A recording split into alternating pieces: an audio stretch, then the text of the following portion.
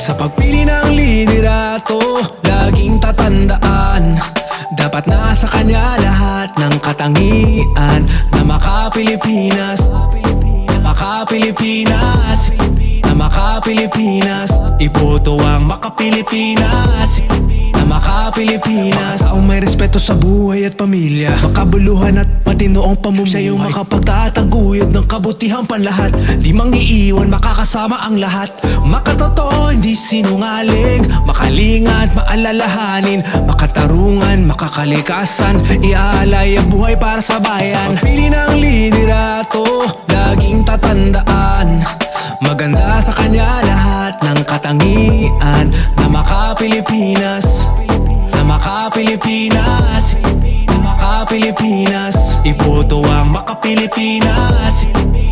Yeah. Makakalaya nito'y ipaglalaban, makakapayapaan, ayaw ng karahasan, makabatas at makabayan, masigasig tumulong, makaahon ang bawat isa. Malinaw ang pananaw sa makabagong bukas, makatwiran at patas makisama, at higit sa lahat maka-Diyos siya dapat. Sa pagpili ng liderato, laging tatandaan, dapat nasa kanya lahat ng katangian ng maka-Pilipinas, maka-Pilipinas, maka-Pilipinas. Iboto ang maka-Pilipinas, maka-Pilipinas.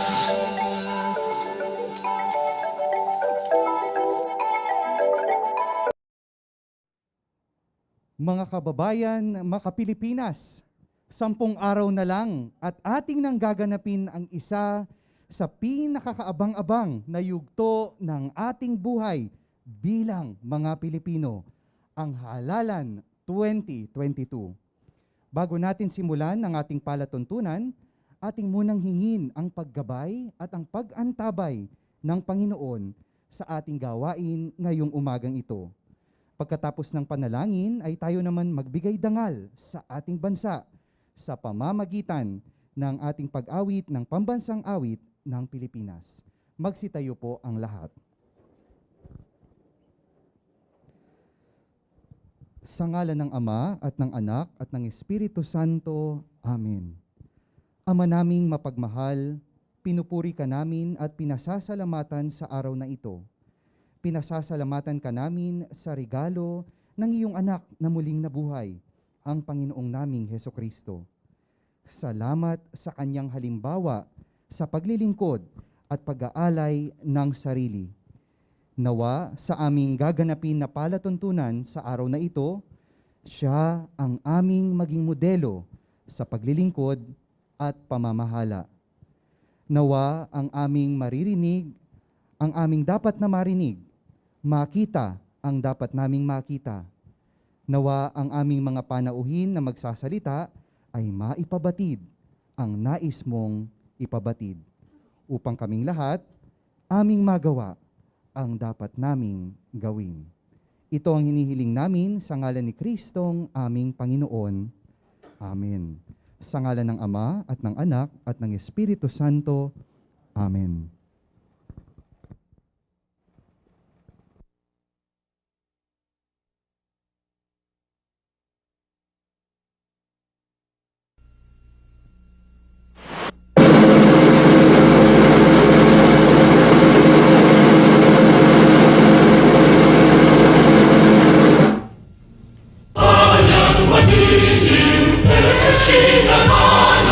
Alam ng puso sa naging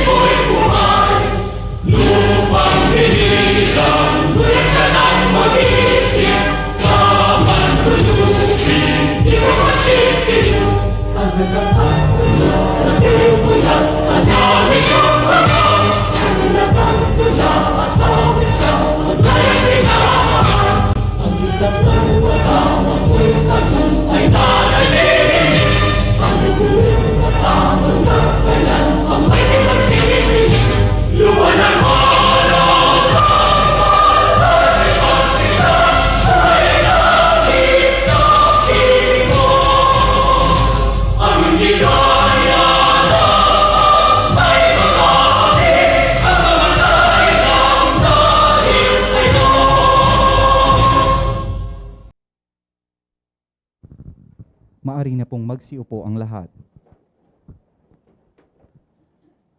Handa ka na bang pumili?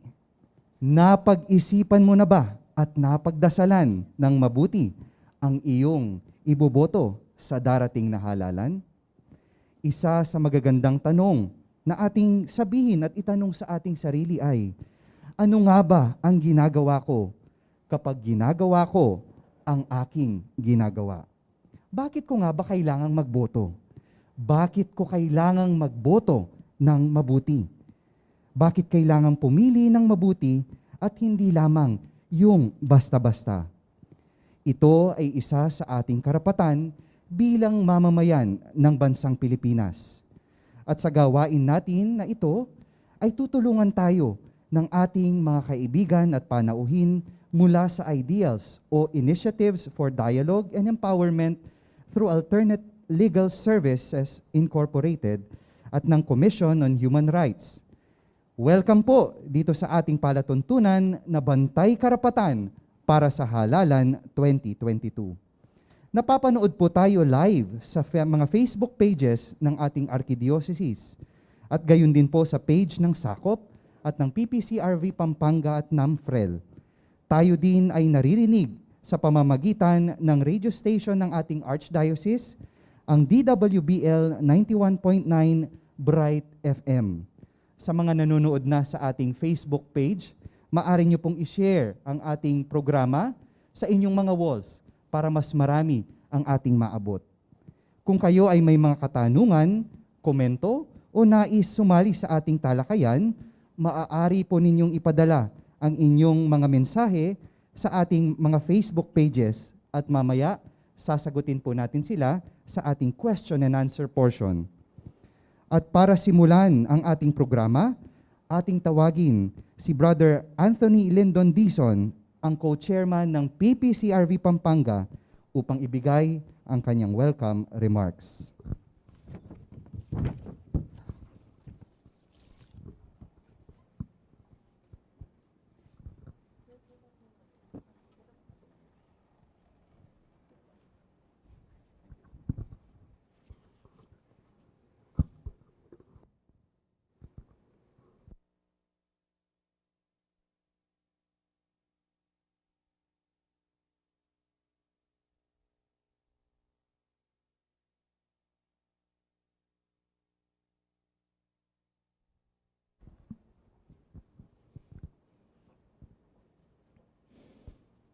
Isang magandang umaga po sa ating lahat. Let me start my welcome address through a verse in the Bible that is Exodus chapter 18, verse 21, and I quote, "You should choose a capable man as leaders of the people, leaders of thousands, hundreds, fifties, and tens.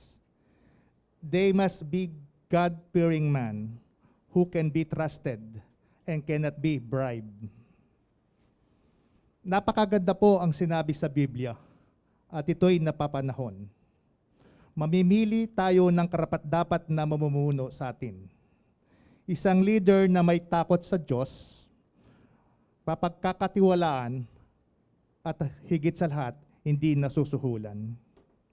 Today, we are much honored that volunteers from PPCRB and lawyers from the Initiatives for Dialogues and Empowerment through Alternative Services, Ideals, and Commission on Human Rights are here to conduct a 3-hour training seminar. This is an electoral participation caravan by Ideals that aims to raise awareness on voters' rights and election procedure and monitoring. Ang sabi nga ni Archbishop Soc Villegas ng Lingayen Dagupan, ang politika ay marumi kapag wala ang Diyos. Ang pera ay pangit kapag wala ang Diyos. At anumang wala ang Diyos ay pumapangit at nawawalan ng kahulugan. Marumi daw ang politika. Bakit naging marumi? Sapagkat hindi natin dinadala ang Diyos doon. Sapagkat ang tunay na politika ay dapat maka-Diyos at makapaglingkod tao. Ang pagbibigay ng ganitong kasanayan ng ideals ay magbubukas ng kaalaman at kamalayan ukol sa voters' rights of election procedures and monitoring ay malaking tulong sa ating mga PPCRB volunteers na gampanan ang tungkulin para sa clean, malinis, honest, matapat, accurate, tumpak, meaningful, makahulugan, peaceful, mapayapang eleksyon. Sa pamamagitan ng pagtitipon na ito, dalangin natin na ating ginagawa at ating gagawin pa ay isang konkretong paraan ng pagdadala ng Diyos sa halalan at sa ating bansa. Sana ay patuloy tayong magsama-sama, magtulungan at magmalasakit para sa simbahan at para sa Diyos. Sino magdadala sa Diyos sa politika? Tayong mga PPCRB volunteers na magdadala o maghakatid. Hihatid ang Diyos sa ating pamilya, sa ating kaibigan at sa halalan na ito. Welcome, welcome, Ideals, CHR, and PPC volunteers. Salamat po sa pagbisita sa amin. God bless us all. Maraming salamat po, Brother Lyndon. Tunay nga naman, kapag wala ang Diyos, wala rin tayo. Lalong-lalo na dito sa ating politika, ito, tandaan natin, ay tunay na isang regalo sa atin. Kaya naman, ating ibalik ang papuri sa pamamagitan ng isang malinis, matapat at maayos na eleksyon. At ngayon naman, pakinggan natin ang pambungad na mensahe mula sa Ideals at sa Commission on Human Rights.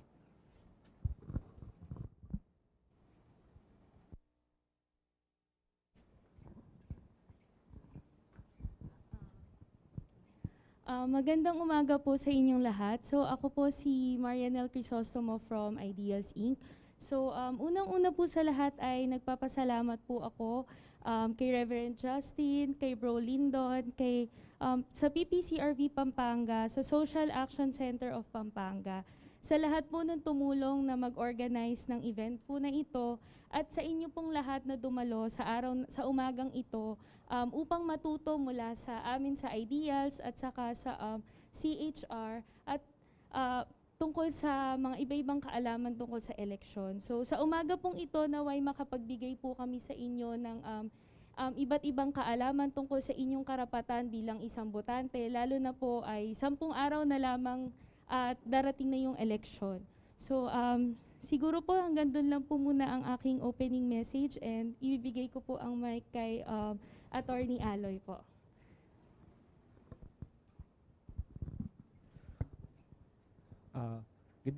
Isang maka-Pilipinas na umaga sa ating lahat. Basically, hindi ko naman pahabain yung opening message na to because I'll be the one of the lecturers for this morning session. But I just really want to take this opportunity to thank all of you for being with us here.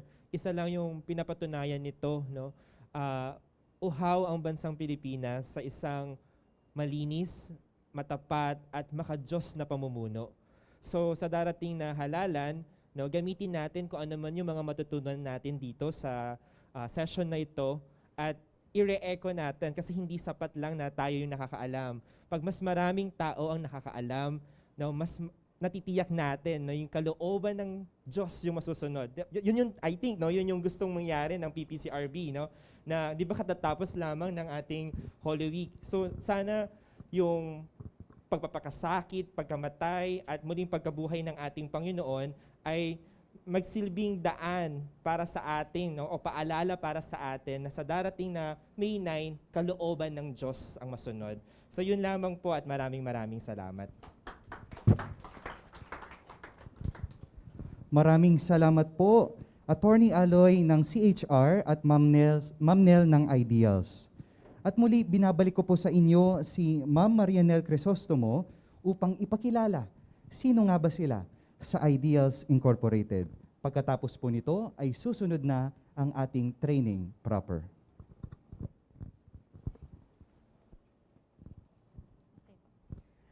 So bago po tayo magsimula, ipapakilala ko lamang po ang Ideals para meron din po kayong idea bakit po namin ginagawa yung mga ganitong sessions po.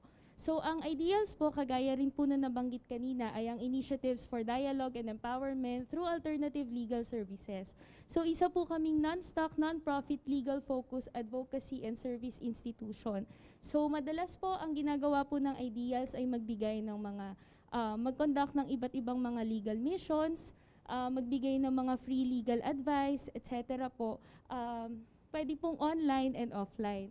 So bukod po sa legal arm na binibigay po ng ideals, meron din po kami mga projects na related sa agrarian reform beneficiaries, farmer traders, meron din pong targets from migrant sectors, persons and communities affected by disasters, victims of human rights violation. So dahil mahal po ang pagkuha ng legal services, ang isa po talaga sa goal ng ideals ay maging bridge between sa legal arm at sa tao para mas madali pong maintindihan ng mga tao ang ating mga batas. So last August 2020 po, dahil nalalapit na rin po ang eleksyon, nakita po ng ideals ang kahalagahan ng pagbibigay ng kaalaman tungkol sa ating karapatan bilang isang botante. So nag-start pong mag-provide ng voters education webinars ang ideals noong August 2022. Within that year din po, mayroon po kaming ginawang Facebook page. Ang tawag po doon ay Alert Tayo. Yun po yung makikita nyo dun sa mga binigay po naming IEC materials na fans. So pwede nyo po kaming ma-search sa social media. So doon po sa page na yon ay nagbibigay po ng iba't ibang impormasyon tungkol sa iba't ibang mga katanungang natatanggap namin na related sa election. So meron din pong mga information doon na nagfa-fact check po kasi marami rin pong kumakalat na fake news lalo na po ngayong nalalapit ang election. So within that year po hanggang ngayon, nakikipag-partner po kami sa iba't ibang parishes and ecclesiastical jurisdiction. May mga community-based groups din po na nagko-conduct po kami ng mga rumor management trainings. May mga surveys din po para makita namin kung paano ba tinitignan ng mga tao yung impormasyon na nakukuha nila, lalo na yung mga impormasyon na related sa election. Meron din pong mga trainings, mga fact-checking trainings sa schools and universities and other non-government organizations. Next slide po. So, explain ko lang din po, ano po ba itong Bantay Karapatan sa Halalan Caravan, which is ito po yung gagawin natin ngayong umaga. So ito po ay isang initiative in partnership with the Commission on Human Rights. Dito po naka-receive po ng endorsement yung ideals from the CBCP and Caritas Philippines. So sa Bantay Karapatan sa Halalan, magko-conduct po ng iba-ibang learning sessions from up to 8 different regions in the Philippines. So ngayong umaga po, nandito po tayo as part ng Central Luzon. At yung iba pong members ng ideals at saka members po ng CHR ay nasa iba't ibang regions din po ng Pilipinas. Merong nasa Samar, merong nasa Mindanao, merong nasa Visayas, merong nasa Cebu. Currently conducting din po yung mga sessions na ganito. So dito po i-discuss natin ang importance ng voters' rights at election monitoring. So ito po yung magiging flow ng ating session. So mayroon pong dalawang parts. So yung part 1 po ng training session ay right to suffrage, which is i-discuss po ni Attorney Aloy Santos. And yung part 2 po ay voters education, which is i-discuss naman po ni Attorney Alexi po from Ideas. So without further ado, introduce ko na po yung first speaker po natin, si Attorney Aloy Santos po. So he is currently an attorney at the Commission of Human Rights Region 3 Office. He graduated valedictorian in elementary, high school, and received magna cum laude distinction in his bachelor's degree. He took his Juris Doctor at the University of Santo Tomas and passed the bar exams last 2019. So aside from his full-time work, nagtuturo din po si attorney sa different schools like La Consolacion University of the Philippines, Bulacan State University, Pamantasan ng Lungsod ng Maynila, Tarlac State University School of Law. So he is a proud alumnus of the Global Undergraduate Exchange Program in the University of Tennessee, Knoxville, Tennessee, USA. So it is a scholarship program administered by the Philippine American Educational Foundation, also known as Fulbright Philippines. So he is also a speaker for various contents, causes, and advocacies, a co-founder of Polaris Philippines, Bulsu Also Sale Program, an editor-in-chief, a student leader, and a member of different community-led organizations in local and national, international levels. So Without further ado, let us welcome again Attorney Aloy Santos to discuss right to suffrage. So ako po ulit, no? Again, isang makapilipinas na umaga sa ating lahat. No? Siguro kung napansin nyo yung video before the start of the program, di ba? Inilahad doon yung mga katangian na dapat tinataglay ng isang leader na mauupo sa pwesto at paglilingkuran tayo. So, hindi sapat na alam natin yung mga katangian o kung ano yung mga hinahanap natin sa isang liderato. Dahil kahit alam natin yung mga katangian na ito o ito yung gusto nating iluklok, kung hindi naman tayo hindi tayo boboto, wala rin namang mangyayari. So ngayong umagang ito, ang goal natin ay hikayatin ang maraming tao na lumabas na kanilang mga bahay despite na meron pa rin pangamba dahil may COVID-19 pa rin. Pero lumabas sila at ipahayag at isagawa ang kanilang karapatan. Ang kanilang karapatan na maging bahagi ng political decisions sa pamamagitan ng pagboto nila ng mga susunod na mamumuno sa ating bansa.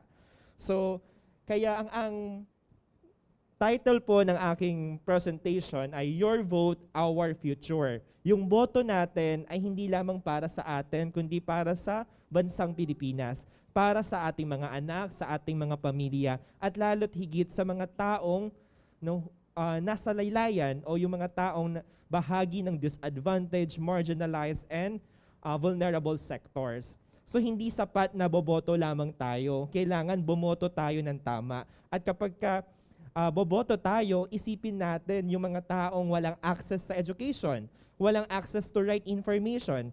Dahil sa pagpapatunay na kayo ay nandirito, napaka-blessed natin, na meron tayong access sa Facebook, meron tayong access sa internet, meron tayong access sa mga information na maaari nating malaman kung ano ba yung mga plataforma ng ating mga kandidato. Pero yung ganitong population, yung katulad natin na blessed, ay iilan lamang o maliit na bahagdan lamang ng populasyon ng Pilipinas. Marami sa atin walang access, sa information. Marami sa atin nasa mga isla na wala ngang kuryente at tubig.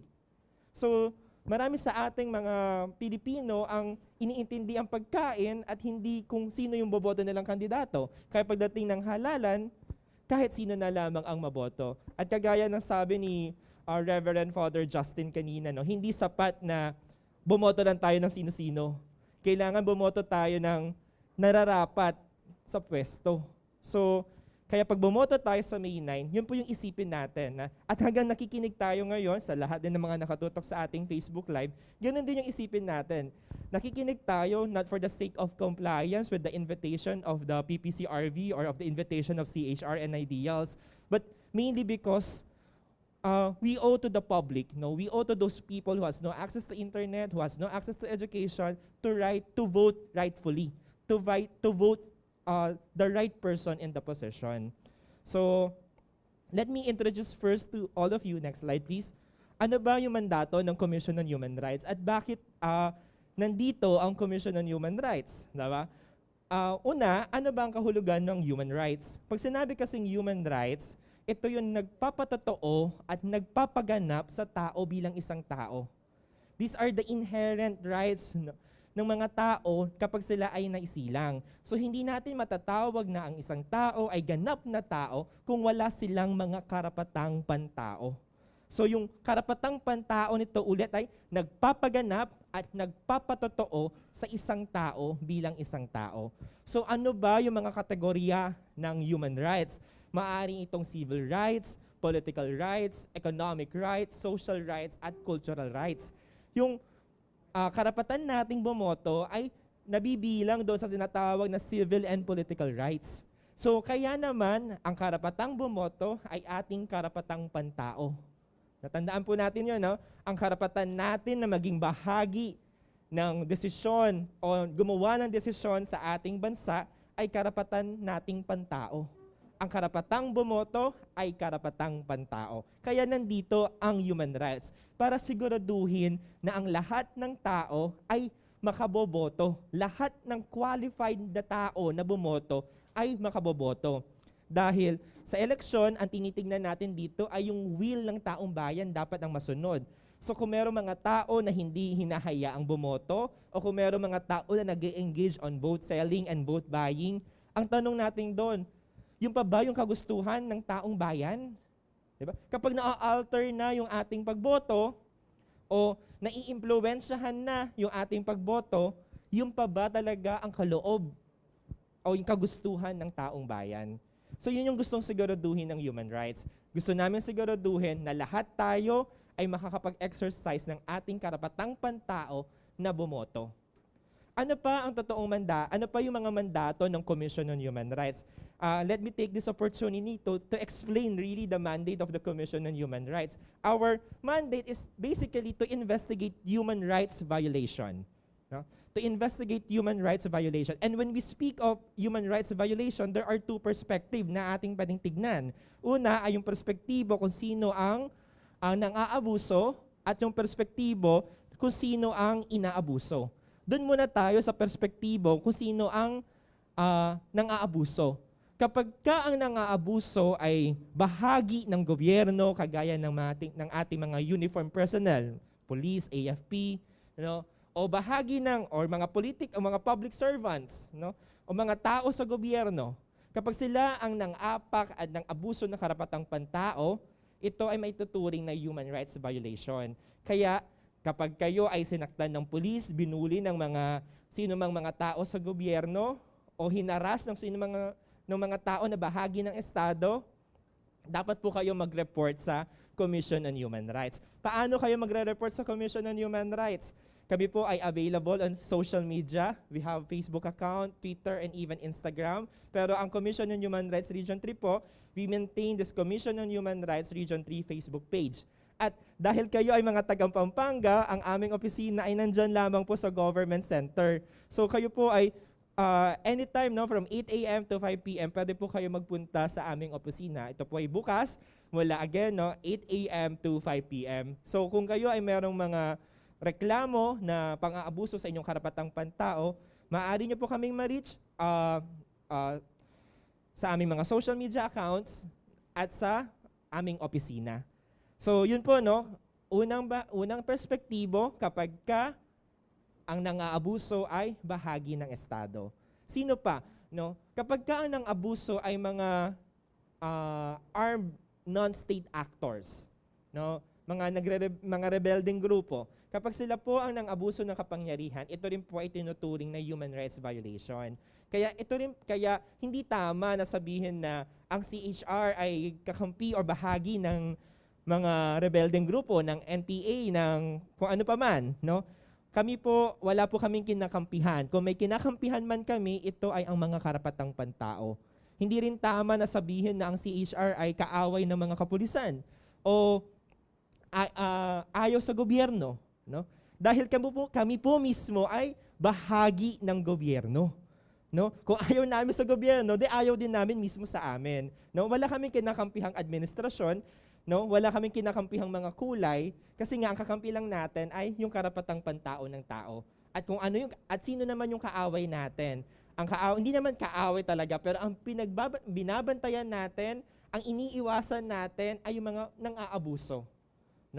Yun yung gusto nating bigyan diin. Hindi po kami kaaway ng gobyerno, hindi kami kakampi ng mga NPA. Ang kakampi namin ay karapatang pantao at kami ay galit sa mga nang-aabuso ng mga karapatang pantao. So, pangatlong na maituturing na human rights violation kapag ang naaabuso po ay mga business enterprise. Meron po tayong tinatawag na United Nations Guiding Principles on Business and Human Rights. Kapag yung mga business enterprise na ito ay hindi sumunod sa mga probisyon ng United Nations Guiding Principles on Business and Human Rights, ito po ay maituturing na human rights violation. So, bukod sa pagre-report po nila sa DTI, SEC, or sa DOLE, or sa DENR even, kailangan din mag-report ng mga biktima sa Commission on Human Rights dahil ito ay tinuturing din na human rights violation. At sa huli, kapag ang Estado o ang ahensya ng gobyerno ay walang ginawa, hindi sapat ang ginawa, at labag sa batas ang ginawa, ito ay may tuturing na human rights violation. Kaya sa darating na Mayo 9, no? Kung merong mga bahagi ng gobyerno kayong makikita na nang aabuso ng kanilang impluwensya at kapangyarihan o ng kanilang otoridad, no? Pinipigilan yung mga taong bumoto, binubuli yung mga tao na wag bumoto, no? Ito po talaga ay agaran yung i-report sa aming opisina, no? Inuulit ko po, no? Kapag merong mga nang aabuso sa araw ng eleksyon o araw ng halalan, huwag po kayo mag-atubiling i-report ito sa Commission on Human Rights. Ito po ay agaran namin, aaksyonan at rerespondihan at iimbestigahan. So yun po ang unang perspektibo, no, kapag sinabi nating human rights violation. Tinitingnan natin kung sino yung nang-aabuso ng kapangyarihan. Ulitin natin, no, kapag ito ay bahagi ng Estado, kapag ang nang-aabuso ay mga armadong grupo, kapag ang lumabag sa mga probisyon ng United Nations Guiding Principles on Business and Human Rights, at kapag ang Estado ay walang ginawa, labag sa batas ang ginawa o hindi sapat ang ginawa, ito ay may tuturing na human rights violation. Isa sa pinakamahalaga naman na sa tingin ko ay marami sa ating mga parishioners, no? I was informed na merong 95 parishes ang Archdiocese of San Fernando. So, mahalaga alam natin yung pangalawang perspektibo ng human rights violation. Kasi ang pangalawang perspektibo para maituring na human rights violation, ang tinitignan dito ay biktima. Kapag ang biktima ay bahagi ng disadvantaged sector, vulnerable sector, or marginalized sector, ito ay maituturing na human rights violation.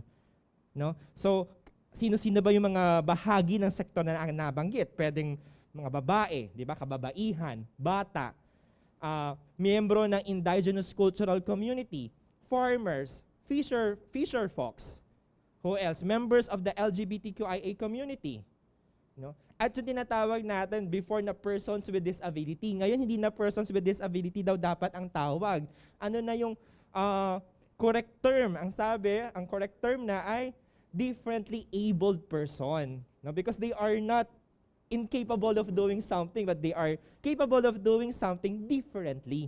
So, again, no, yung PWD, ang tawag na dapat natin ay differently abled persons. So, kapag sila po yung naabuso o naging biktima ng anumang human rights violations, kailangan nyo pong i-report ito sa Commission on Human Rights. At ang Commission on Human Rights, bukod sa pagbibigay namin ng mga abogado, though hindi kami pwede mag-represent, no, ng mga kliyente sa korte, pero sinisiguro doon namin na yung mga biktima ay merong legal representation at iniimbestigahan din namin mismo yung kaso. So we gather pieces of evidence at minomonitor din namin yung mga kaso. Pero bukod sa mga ito, nagpro-provide din po ng financial assistance ang Commission on Human Rights. So, ang Commission on Human Rights po, no, nakakapagbigay kami ng 20,000 to 30,000 sa mga biktima.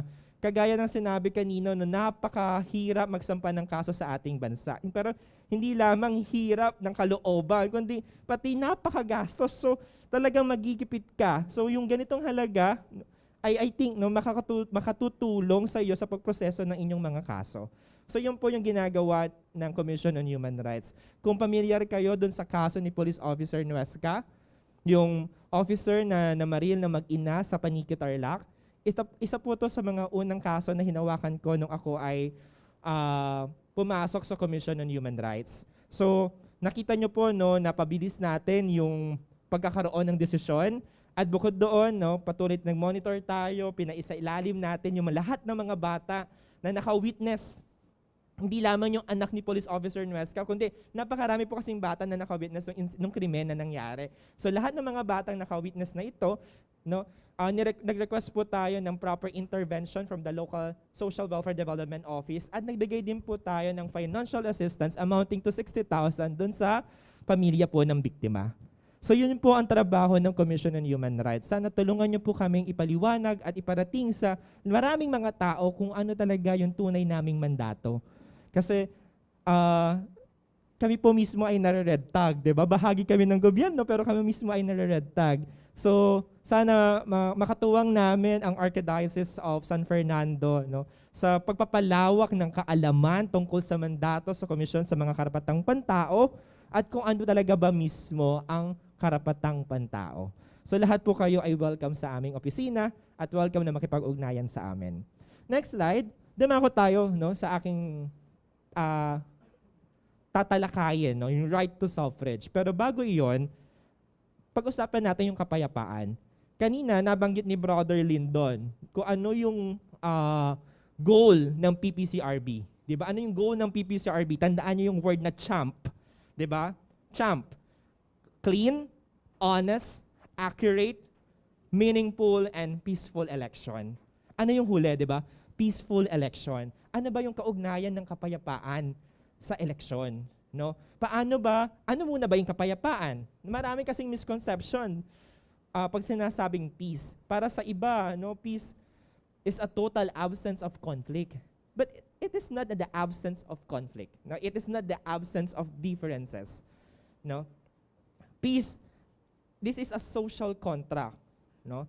So, even though there is different opinions, different perspective, but at the end of the day, we know how to respect each other and we know how to respect justice. No? So, may kapayapaan kung marunong tayong rumespeto, no? Yung boses ng nakararami, yung desisyon ng nakararami, at kaya nating tanggapin yung desisyon ng nakararami. Pero itong kapayapaan na ito, do yung elections kasi, di ba, naghahalal tayo ng mga pinuno kung sino yung gusto natin maupo sa pwesto. At yung mga pinuno na ito ay capable of devising policies and programs in achieving national peace. Pero bago tayo dumating doon sa punto na kung sino yung ihahalal natin at yung ihahalal natin ay gagawa ng mga polisiya at programa para sa kapayapaan, yung election mismo, no? Because of yung kultura na may nananalo or may natatalo, the winner-loser culture, no? Nagiging entry point tuloy ngayon yung election for violence. Nagiging entry point ngayon yung election for divisions ng maraming mga tao. At yan, no? Yan ay lahat tayo, aware tayo dyan. No? Makita nyo lamang sa social media, one post, iba't ibang opinion, ini-insist nila na ito talaga dapat, ito yung dapat. Hating-hati ang ating bansa ngayong panahon na ito. No? Pero dapat ang iniisip natin, hindi naman dapat natin sinasamba itong mga kandidatong ito. Dahil ang mga kandidatong ito ay nag-a-apply ng posisyon sa gobyerno. So, we should not, worship them. Kasi dapat ang tinitingnan natin ay ano ba yung makabubuti sa Pilipinas. Kaya nga yung motto yung tema ng CCRB, no, ang iboboto ko ay makapinas, makapilipinas. Kasi ang sentro dapat ng eleksyon ay Pilipinas at hindi yung mga kandidato. So ang tinitingnan dapat natin ay yung mga plataforma ng kandidato para sa ikauunlad at ikabubuti ng Pilipinas. Hindi kung sino sila, hindi kung yung kanilang mga, kasi noon, ang daming siraan na nangyayari, kaliwat kanan. So, sana lahat na nakikinig ngayon sa ating Facebook Live at lahat ng mga nandito sa bulwagang ito, ang isipin natin, no, ay kung paano iuunlad ang Pilipinas sa pamamagitan ng ating pagboto. So, next slide po. Kagaya na nabanggit ko, lahat tayo bilang isang democratic country, no, we have the power to participate in shaping political decisions. No? Lahat tayo dito. At ano yung sabi natin kanina, ang karapatan nating bumoto ay isang karapatang pantao. At ang karapatang pantao ay likas sa bawat isa sa atin. Hindi ito regalo ng gobyerno, pero ang gobyerno ay accountable para siguraduhin na isa sa katuparan ang ating mga karapatang pantao.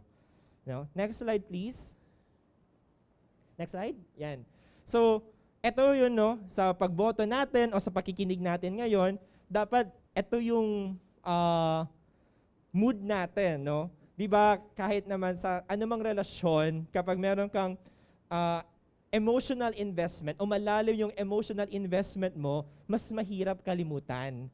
So, I want all of you to invest emotionally on this session and invest emotionally in elections 2022. Why? Because emotion drives attention. 'Di ba? So, kapag invested tayo doon sa gaganapin na eleksyon ngayong Mayo, no? Mas meron tayong attention na pagtuunan kung sino dapat yung iluklok natin sa pwesto. Kung invested tayo sa discussion na ito, mas matatandaan natin yung mga puntos na ibinabahagi ng mga speaker sa araw na ito. And eventually, kapag mas focus tayo, merong pagkatuto. So kung mas focus tayo na alamin kung sino yung mga kandidato, no? Sinisigurado ko na yung mauupo sa pwesto ay tama, ay nararapat. Kasi merong attention. So emotion, no? We have to be emotionally invested because emotion drives attention. And then attention drives learning. Pero sapat na ba na alam natin? Sapat na ba na natuto tayo? No? Learning without action is nothing. So after learning, we have to do something. Tandaan nyo po, no, the greatest enemy of our country right now is apathy. So what is apathy? It is knowing that there is evil. It is knowing that there is something wrong, but we are not doing anything, no, doon sa bagay na ito. So kung wala tayong binagawa, bahagi tayo ng problema. Yun ba yung gusto natin? Maging bahagi ng problema? Alam ko, ang PPCRB ay non-partisan political organization. Right? But being non-partisan, hindi ibig sabihin nito wala kayong tinitindigan. No? You can be non-partisan, but you can never be neutral. As a person, kailangan meron kayong laging tindigan. At kung nahihirapan kayo kung sino ang tindigan nyo, no, ang mga karapatang pantao. Dahil ang pinuno marunong magpahalaga sa mga karapatang pantao, tiyak ko na isang mabuting pinuno. So tandaan nyo po yung graph na to, no? Emotion drives attention, attention drives learning. But learning without doing anything is nothing. So what we have to do, no? To act. Action. Next slide. Next slide. So this will be the outline of my session. I'll be discussing, kanina ka pang binabanggit, na yung right to suffrage, basic concepts of election, what is the correlationship of election to democracy, what is the relationship of human rights to election, at ano ba yung bantay karapatan sa halalan. Next slide. Nabanggit ko kanina na ang mga karapatang pantao ay likas sa bawat tao the moment na sila ay sinilang. Tama? No? At nabanggit ko din kanina na ang mga karapatang pantao ay hindi regalo ng gobyerno. Pero ang gobyerno ay merong obligasyon na pangalagaan at isakatuparan ang ating mga karapatang pantao kagaya ng ating karapatang bumoto. Bakit? Sino ang nagsasabi? Ang konstitusyon mismo. Article 2, Section 11 of the 1987 Constitution provides that the state, no, values the dignity of every human person and guarantees full respect to human rights. Ano ang ibig sabihin nito? Pangunahing responsibilidad po ng Estado na igalang ang dignidad ng lahat ng tao at siguraduhin na isa sa katuparan ang ating mga karapatang pantao. At ang ating konstitusyon po, ito po yung pinakamataas na uri ng batas na meron tayo sa Pilipinas. So lahat ng mga batas, no, kailangan nakaangkla sa konstitusyon. So, konstitusyon na mismo ang nagsabi na lahat ng bahagi ng Estado, hindi lamang ang mga komisyon sa mga karapatang pantao, kundi lahat ng bahagi ng Estado ay merong obligasyon na pangalagaan ang ating mga karapatang pantao. Tandaan niyo po yan. Kaya pagka gobyerno ang nanggigipit sa inyo, you have to insist this. Article 2, Section 11 of the 1987 Constitution. No? Tapos gusto ko lang din i-highlight yung salitang dignity. No? Ang motto po ng CHR ay dignity of all. No? Dignidad ng lahat. Bakit dignidad ng lahat at hindi dignidad para sa lahat?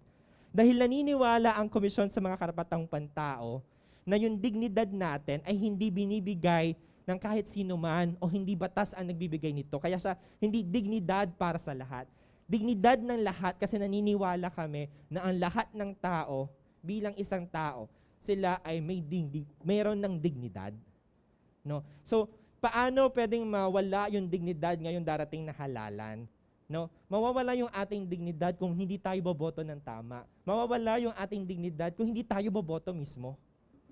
So pangalagaan natin yung ating dignidad at huwag nating hayaan na maimpluwensyahan o maapakan ang ating dignidad sa boto natin sa darating na May 9. Next slide. Ano ba yung suffrage? Ano ba yung karapatang bumoto?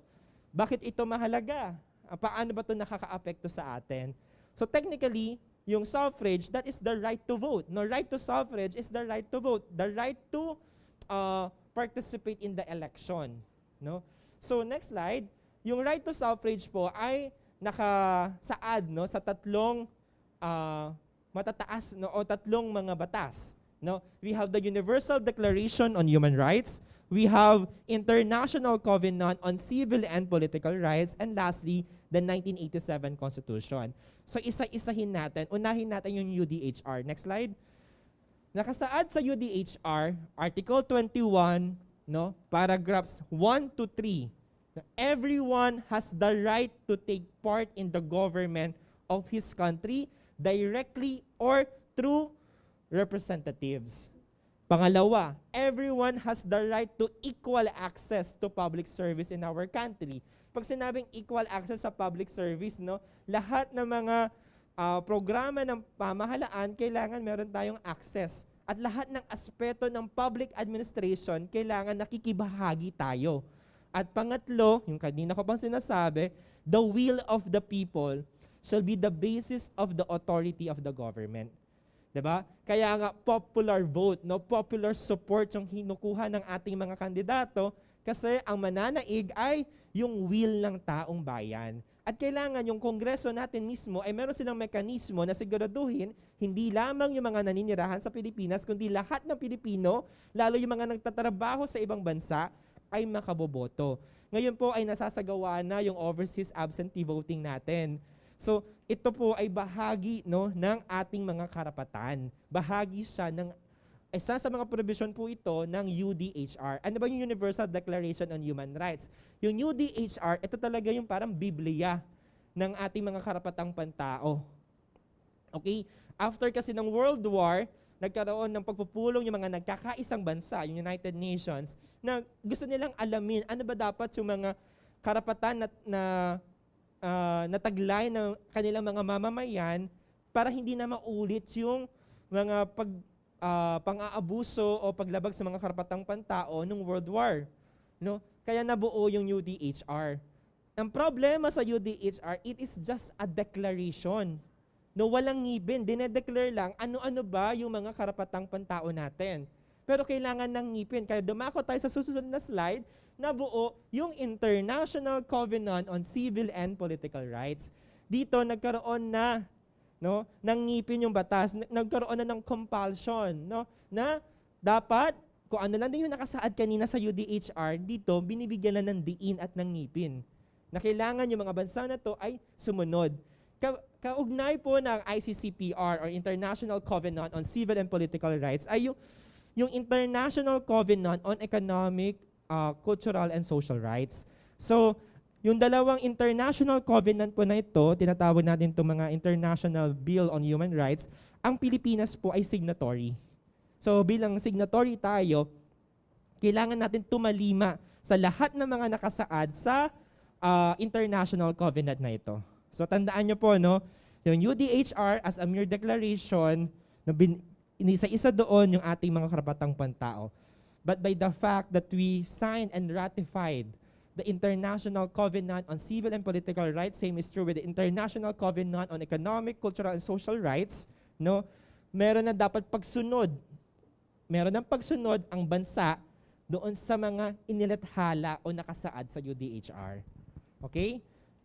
So kahit nga walang ngipin yung UDHR at kahit hindi tayo signatory dito sa ICCPR at ICESCR, meron naman tayo tinatawag na 1987 Constitution.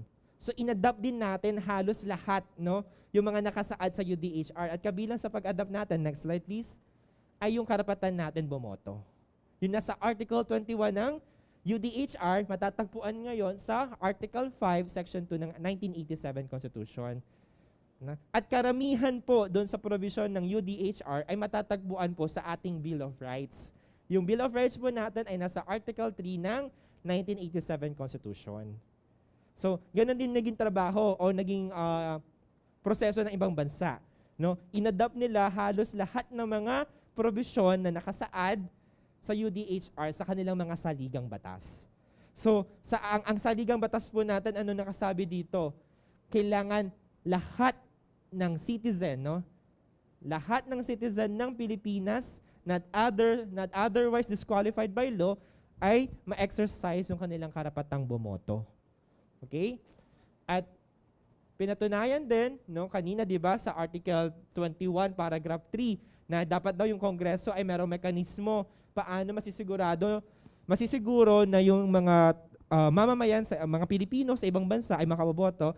Yun din yung sina-add sa Section 2 ng 1987 Constitution. Kailangan yung Kongreso ay gumawa ng batas, no, para siguraduhin makaboto sila. At yun nga po yung Overseas Absentee Voting Law.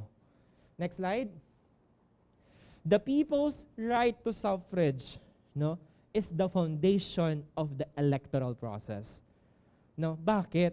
No, if we cannot vote freely, if the people cannot vote freely, the whole electoral process will be observed and superfluous. Dahil dun sa tatlong batas na binanggit natin, the UDHR, the International Covenant on Civil and Political Rights, and the 1987 Constitution, ano ang gustong mamayani? No? The will of the people. No? At kung yung mga batas, no, will ng taong bayan, yung gusto nila mamayani, ano naman dapat yung ginugol ng PPCRB? Na yung will ng taong bayan ay dapat kalooban ng Diyos. Tama? Yung will ng taong bayan na dapat mamamayani sa eleksyon ay dapat kalooban ng Diyos. Next slide. Ano ang scope ng suffrage? No? Election mismo. At ito yung definition ng election na nakikita nyo sa screen ngayon. No? The means by which the people choose their officials for a definite and fixed period and to whom they entrust for the time being the exercise of the powers of the government. And there are two kinds of election. We have regular election and special election. Yung regular election, ito yung scheduled, no, under our Constitution, no? And then yung special election, basically, no, to fill the vacancy. Please take note that SK election is not considered as regular election. Why? Because most of the participants in the SK elections are not even qualified voters. Next slide. How often are elections held? No? Yung election ginaganap every second Monday of May for national and local level. So, yung presidente po at vice-presidente every 6 years, yung ating mga kongresista and then mga local government officials on the provincial and city and municipal level ay every 3 years. No, samantala po yung ating mga barangay and SK officials, ang kanilang election basically po ay every October. Pero lagi di ba, aware tayo na nasususpend ito or namumove ito on the latter date, no? On a later date. So, because merong batas na pinapasa ang Kongreso na i-postpone, i-suspend, o ilipat ito sa ibang petsa. So, pwede nyo itanong, pwede bang itong national and local elections, pwede ba itong i-move sa ibang araw? No? For example, May 9, tumaas, wag naman po sana, pero kunyari, tumaas bigla yung COVID cases. Pwede bang i-move, pwede bang i-postpone yung election? No? Maaaring i-postpone yung election kapag merong batas na nagpo-postpone dito at nililipat ito sa ibang araw. So kaninong trabaho yon? Trabaho po yun ng ating Kongreso. So yung Congress natin may mataas na kapulungan at may mababang kapulungan, yung Senate and then yung House of Representatives. So kailangan magpasa sila ng batas na palalagdaan sa Pangulo para ma-postpone yung May 9, 2022 elections. Pero I highly doubt, no, na magkaroon pa ng ganitong mga pagbabago ngayon darating na halalan kasi naglabas ng statement ng COMELEC, no? Parang sabi nila, notwithstanding the increase of COVID-19 cases, no, the election will push through. But please take note that it is possible to be suspended or to be postponed. Yun na yung gusto kong bigyan din. Kasi during the pandemic, no, kung makikita nyo, maraming mga bansa, no, na nag-postpone din ng kanilang mga election. So possible yun sa Pilipinas kapag ka merong batas na nagpo-postpone dito. So it is up to the Senate, it is up to the House of Representatives, and even to the President, dahil ang Presidente ang ating, di ba, final signatory sa isang batas, no, kung maipo-postpone ang election.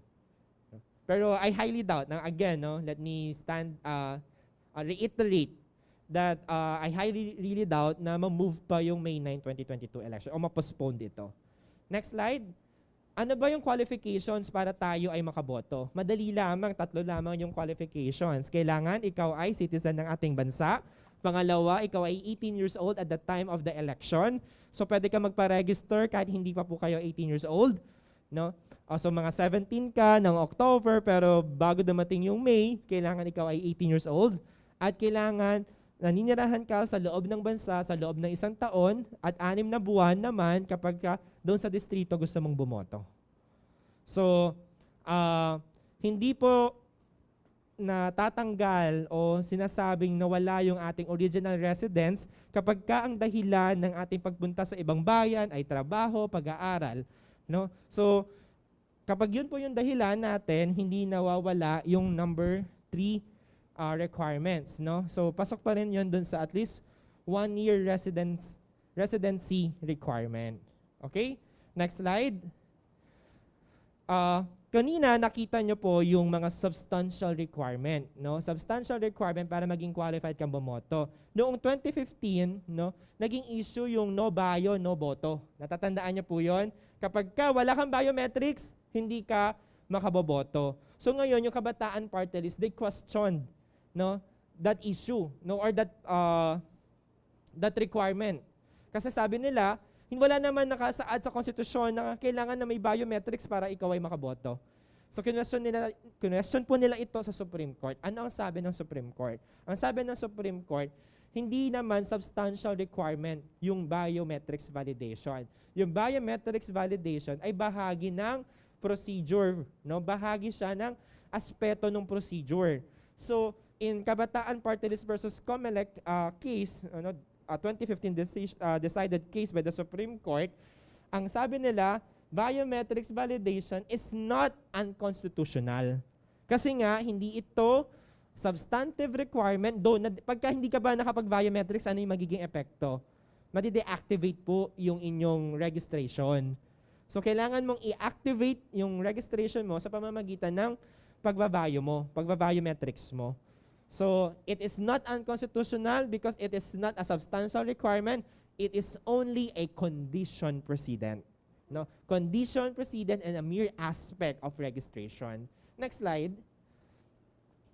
On the provisions, di ba, Article 5, Section 1, ano nakasaad doon? Every citizens, no, shall participate in the voting procedure unless otherwise they are disqualified by law. So right now on your screen, you'll see the list, no, of the reasons kung kailan ka pwede ma-disqualify.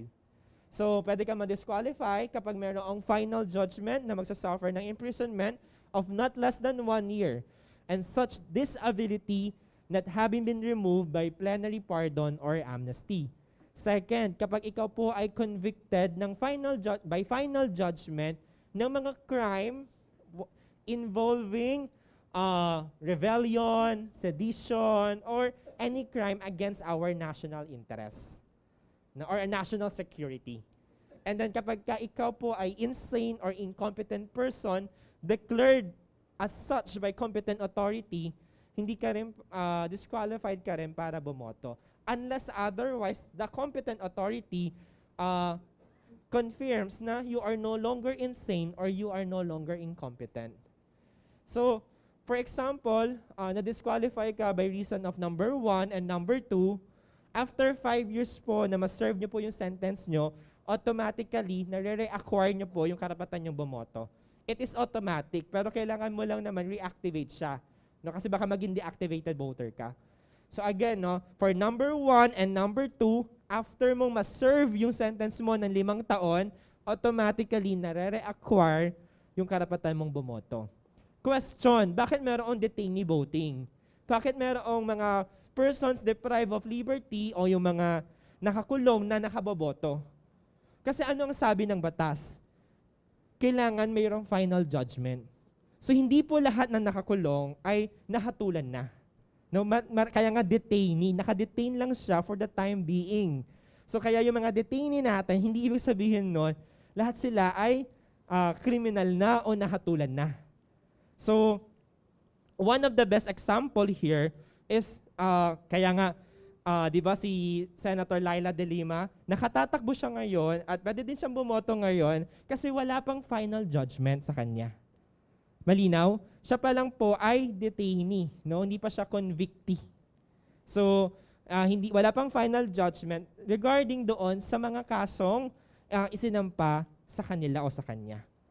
So, next slide. Registration of voters, napakahalaga because again, ito yung mga definition ng registration at ng kung sino yung registered voter.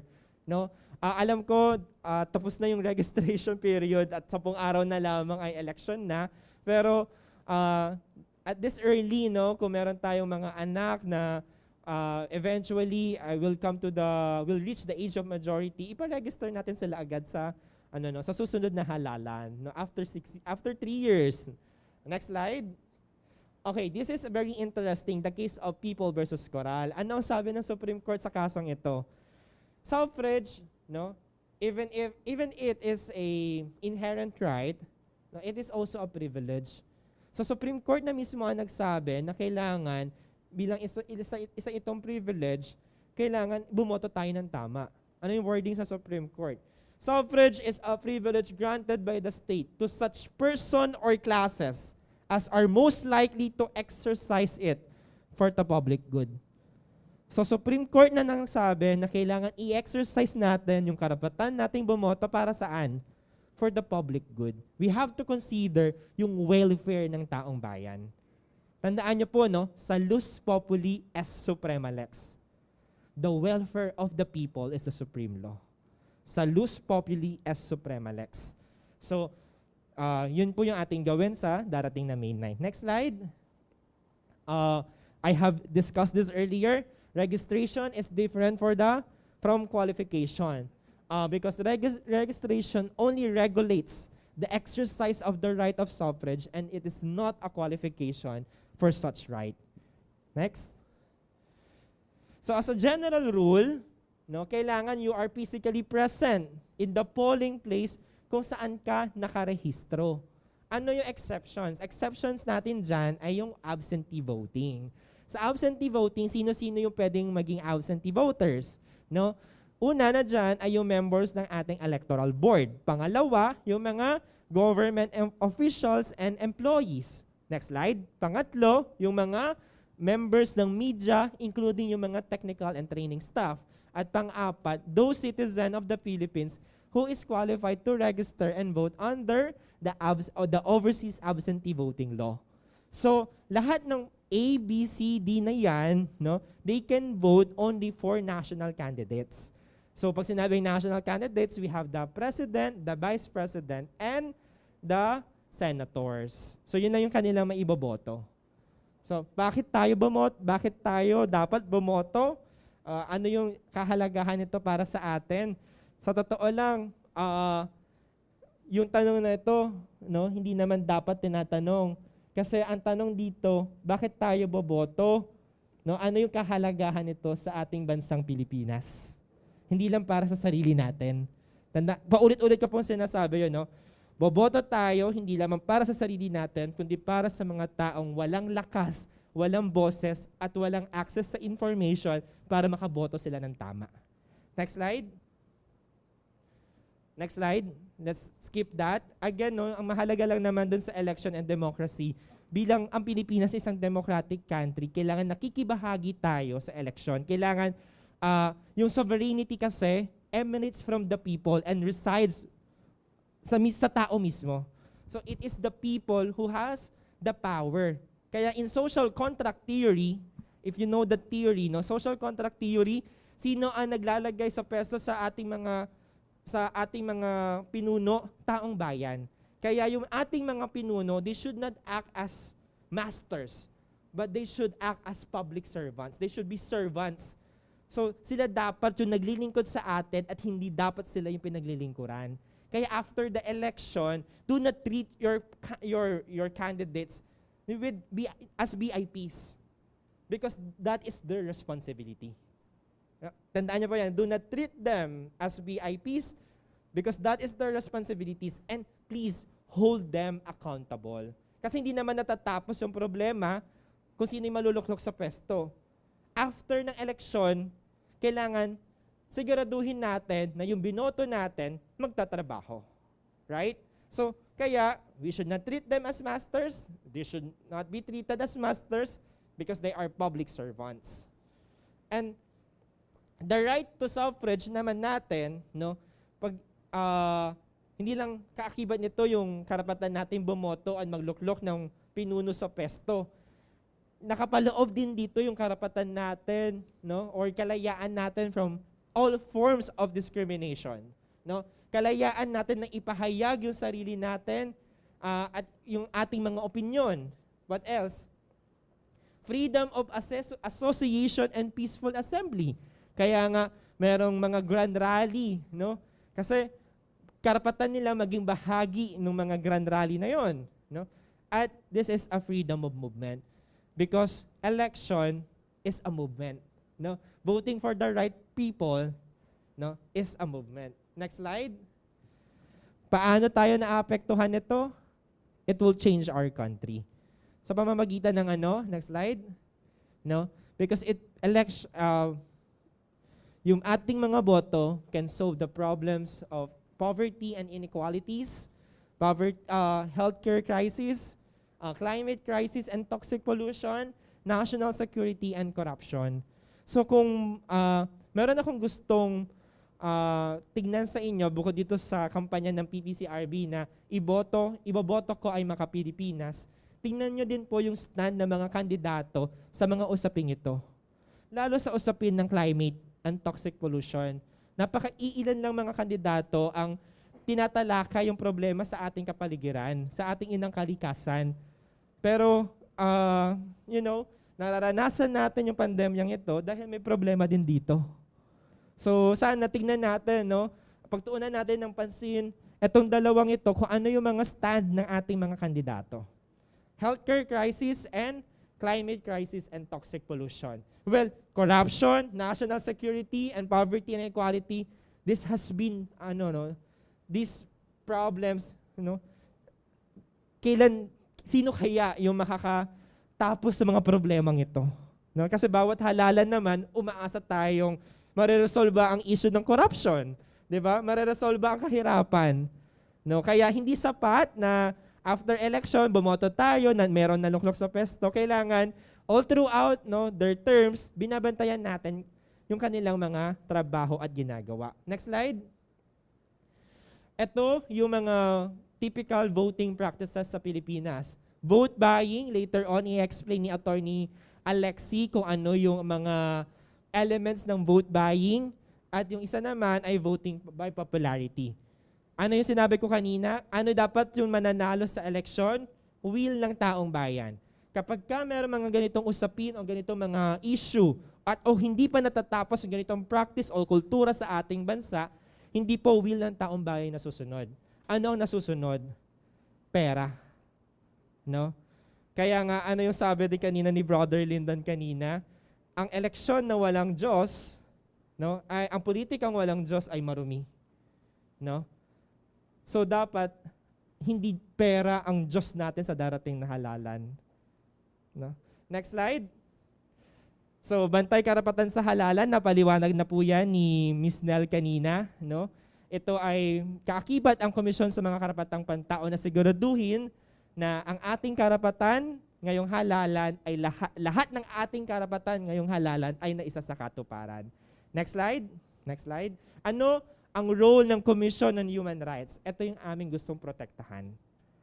To protect your right and opportunity to vote, your right and opportunity to be elected in a public office, right and opportunity to participate in public affairs of the government, your freedom of association, your freedom of assembly, your freedom of movement, opinion and expression. Very important, transparency and access to information. Kaya tignan nyo po yung stand ng mga kandidato natin regarding their parang yung pinapublic nila or ino-open nila to public yung kanilang mga SALN. Same is true yung kanilang SOSE. Ano yung SOSE? Statements of Contributions and Expenditures. Kasi violations po kapag yung mga kandidato na tabakbo ngayon ay hindi nakapagpasa ng SOSE. So, because ano yung gusto natin ma-resolve dyan? The issue on transparency and access to information. Bakit mahalaga na alam natin o dapat isinasa publiko yung kanilang mga SALN? Para makita natin kung yung pattern regarding their wealth, ay akma ba doon sa kanilang mga sweldo bilang nagtatrabaho sa gobyerno. Of course, right to the security of the person.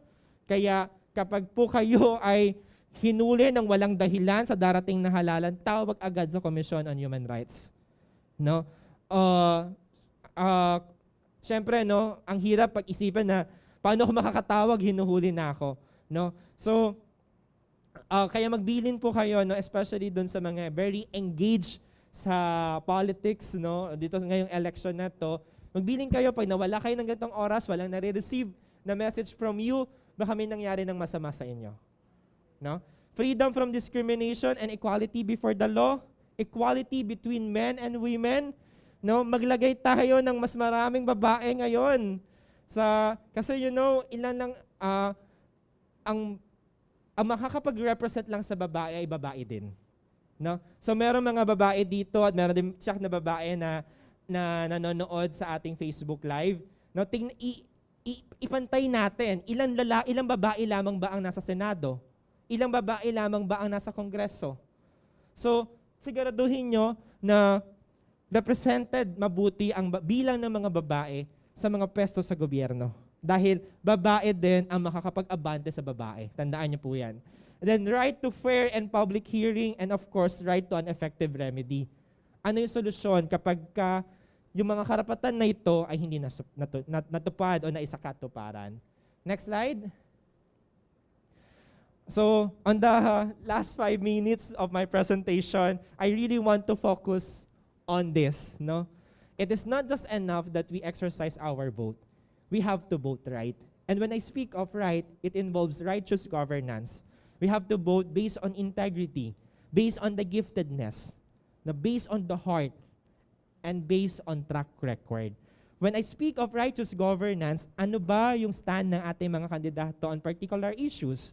On issues of same-sex marriage, on issues of abortion and divorce, on issues regarding West Philippine Sea. Diba?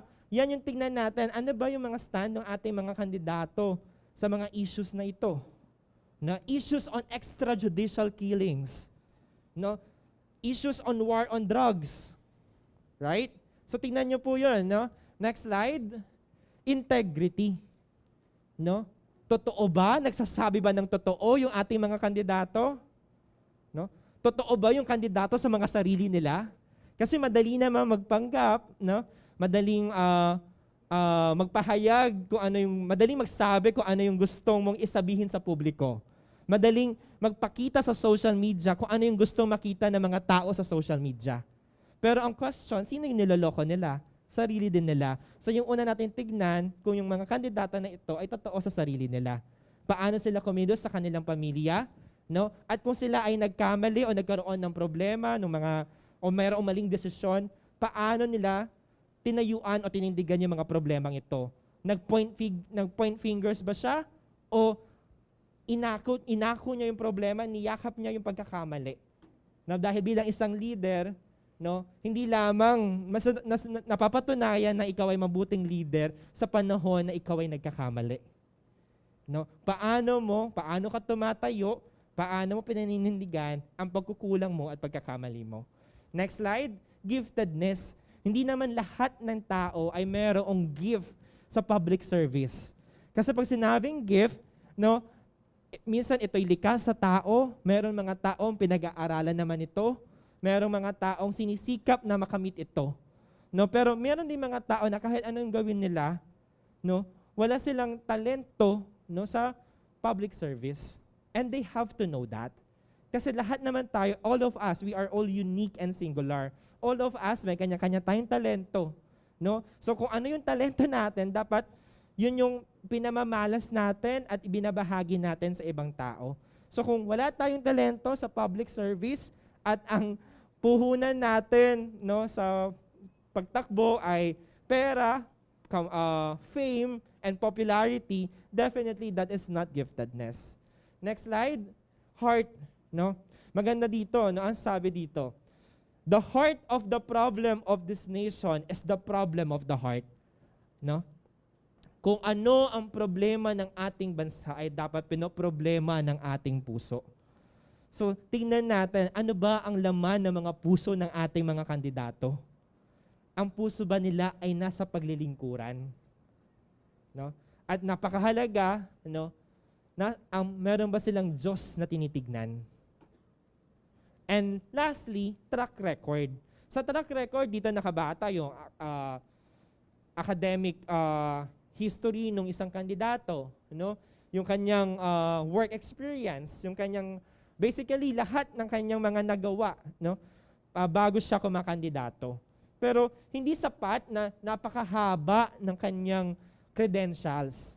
Kasi kung yung credentials niya ay hindi namang akma doon sa kanyang pinag-a-applyan. For example, ako ay isang abogado, so naglagay ako ng maraming mga credentials, seminars na kaugnay sa pagiging abogado. Pero ang ina-applyan ko palang posisyon ay pagiging piloto. Right? So aanhin yung napakahabang track record kung hindi naman akma doon sa posisyon na ina-applyan ko.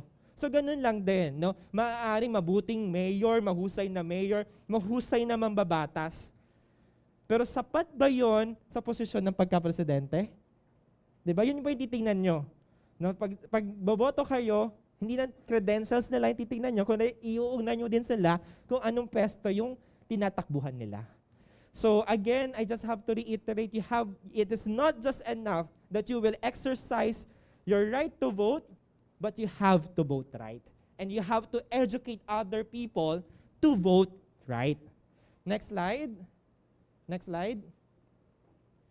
So, yan po yung gusto namin iparating mula sa Komisyon sa mga Karapatang Pantao. Yan yung dapat natin gawin. No? Go out and exercise our right to vote. Encourage your friends, your parishioners, your pilgrims, no, to vote and to check their registration. Open na po yung, parang meron po sa COMELEC website, makikita na natin kung ano na yung registration status natin. At pati nandun na rin po yung precinct number natin, no? And then we have to help other people, no, and educate other people to vote right. We have to vote right. And lastly, as part of the PPCRB Pampanga, we have to watch the count and be a good poll watcher.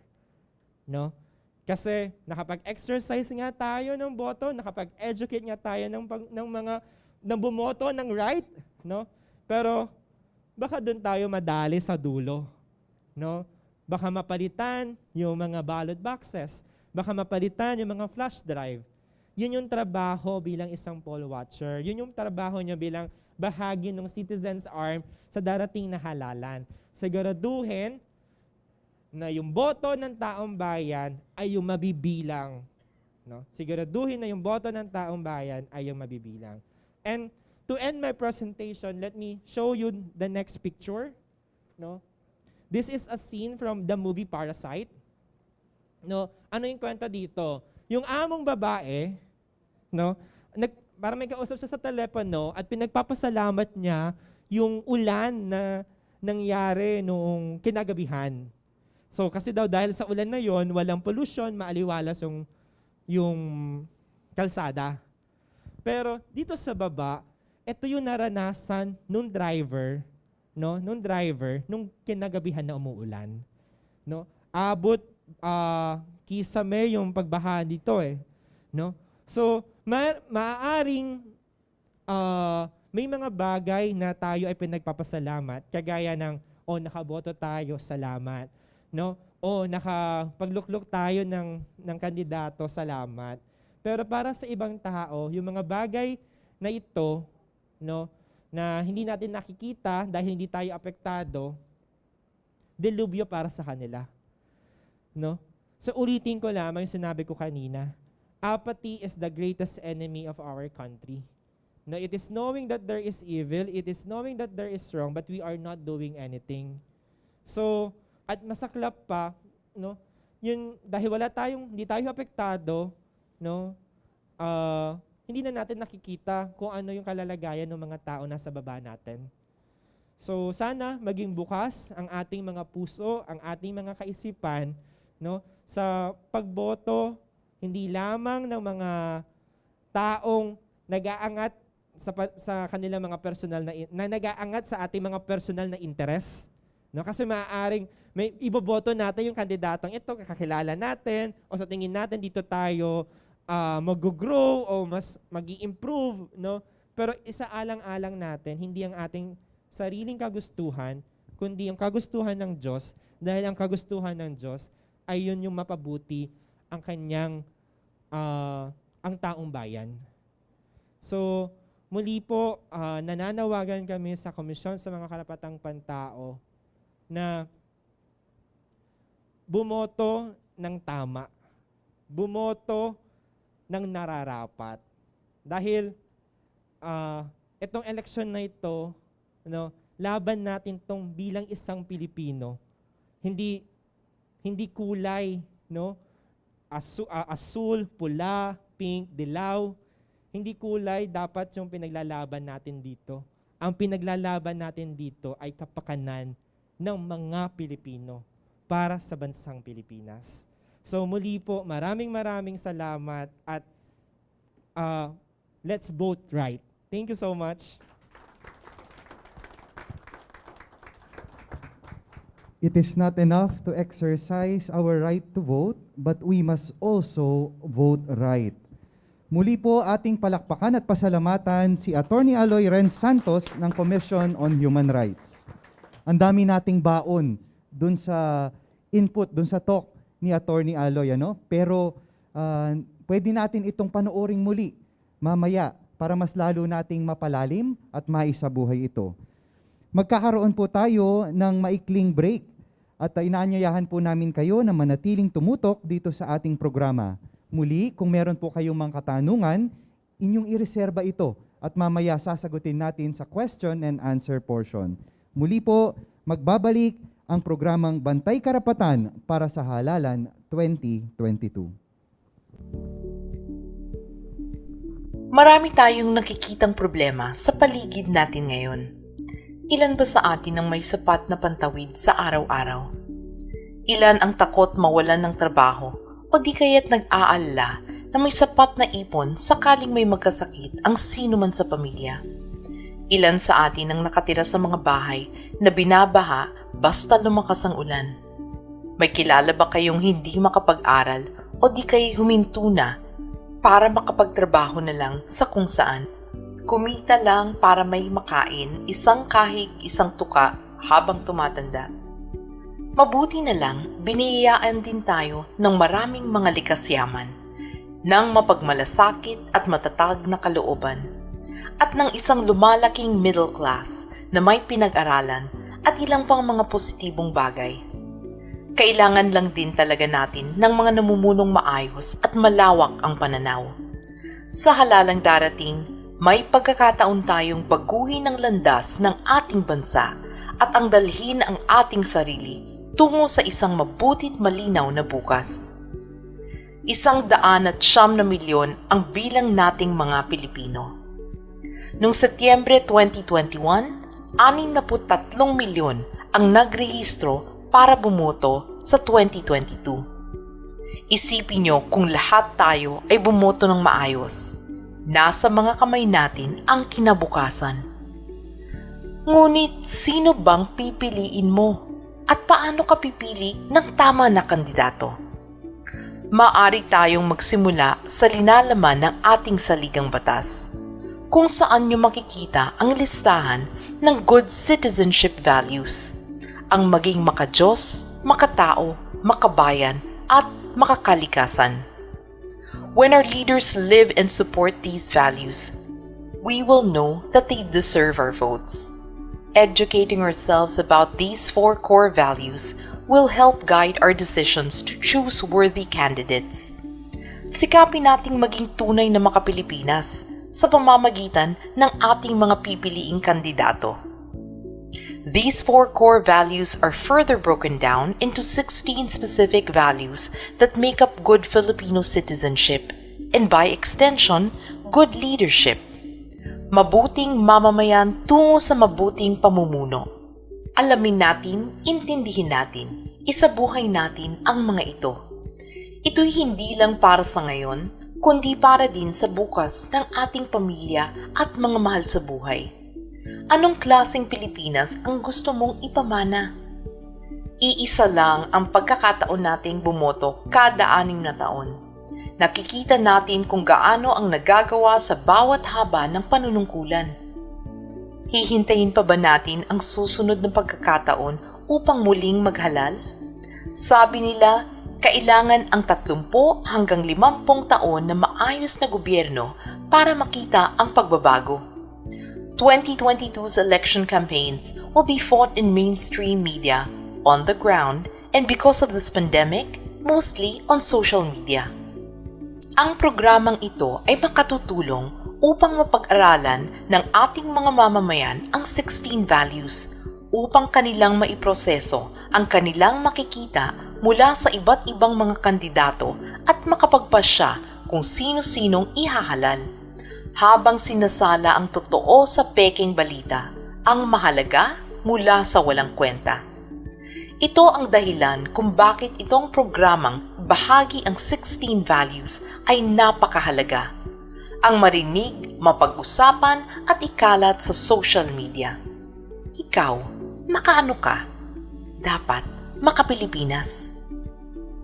Matapos pakinggan lahat ng yan, ano ang 4 core values na lumalabas sa preamble ng ating saligang batas ng 1987?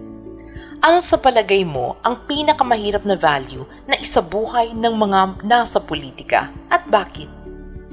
At alin ba sa palagay mo ang pinakakulang sa ating lipunan ngayon? Paano mo magagawa ang value na ito sa sarili mong buhay? Mula sa napag-usapan natin, pumili ng ilan sa mga sumusunod at gawin ito upang maipakita ang kahalagahan ng values sa ating pamumuhay at sa pagpili ng ating mga ihahalal sa eleksyon. Una, gumawa ng social media post para ipakita ang kahalagahan ng 16 values. Pangalawa, gumawa ng meme para sa 4 core values at itag ang 4 na kaibigan. Pangatlo, gumuhit ng litrato na magpapakita kung paano mo maiko-connect ang 4 na values. Pang-apat, gumuhit ng logo para sa 4 core values at pag-ukulan ng pansin ang mga elementong gagamitin para sa mga values.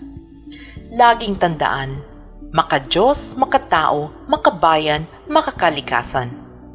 Para sa mga social media activities, subukan nating mag-viral at gamitin ang mga hashtag na #16values, #makapilipinas.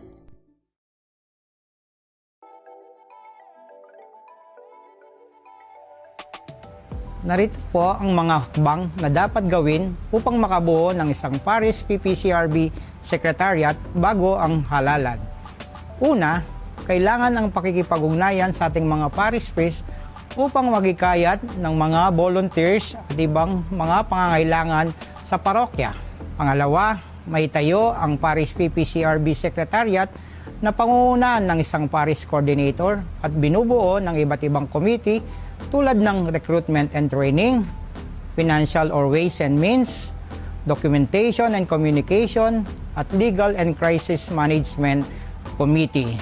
Susunod ay ang pakikipag-ugnayan sa municipal coordinator upang makuha ang mga materyales na gagamitin ng ating mga volunteers tulad ng IDs, appointment letters, training manuals at iba't ibang pangangailangan ng ating mga volunteers. Kailangan ding magsagawa ng voters education at discernment ang bawat parokya. Para naman sa pondong gagamitin, maaring magsagawa ng second collection sa mga misa ang mga parokya o iba pang paraan para makalikom ng donasyon. Kailangan din nating magkaroon ng parish o local PPCRB headquarters sa loob ng parokyang kung saan maaring magpulong ang mga volunteers at tumanggap ng donasyon. Ang parish coordinator ay maaaring makipag-ugnayan sa local COMELEC office sa munisipyo sa pamamagitan ng ating municipal coordinator upang makakuha ng mga certified voters list, project of precincts ng mga barangay na nasasakupan ng inyong parokya.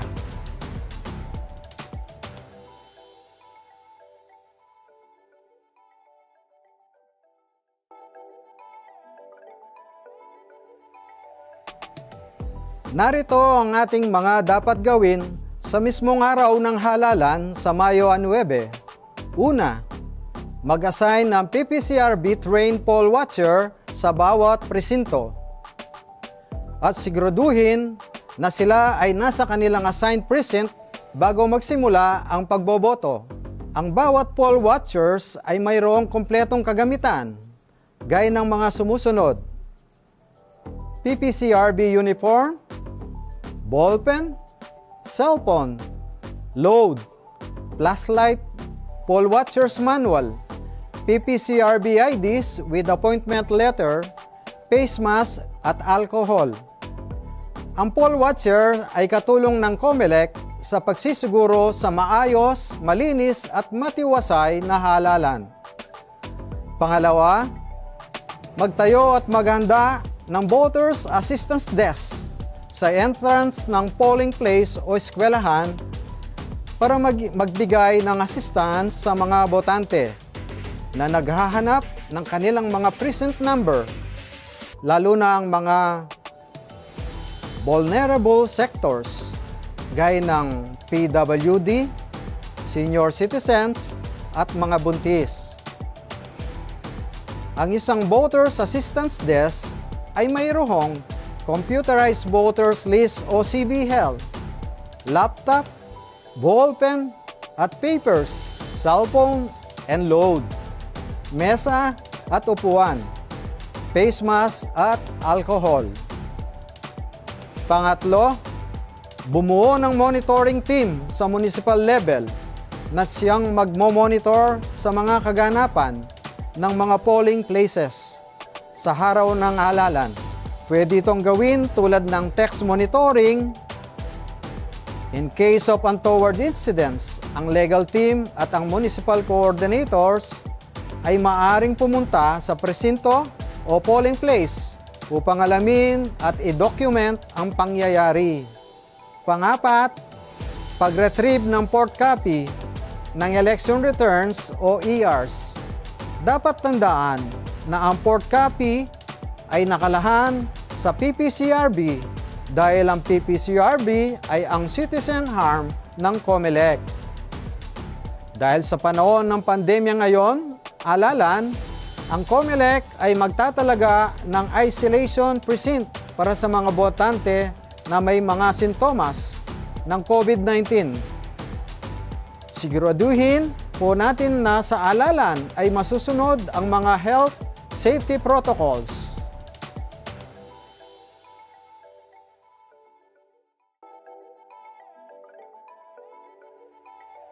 Narito ang mga hindi natin dapat makalimutan matapos ang halalan.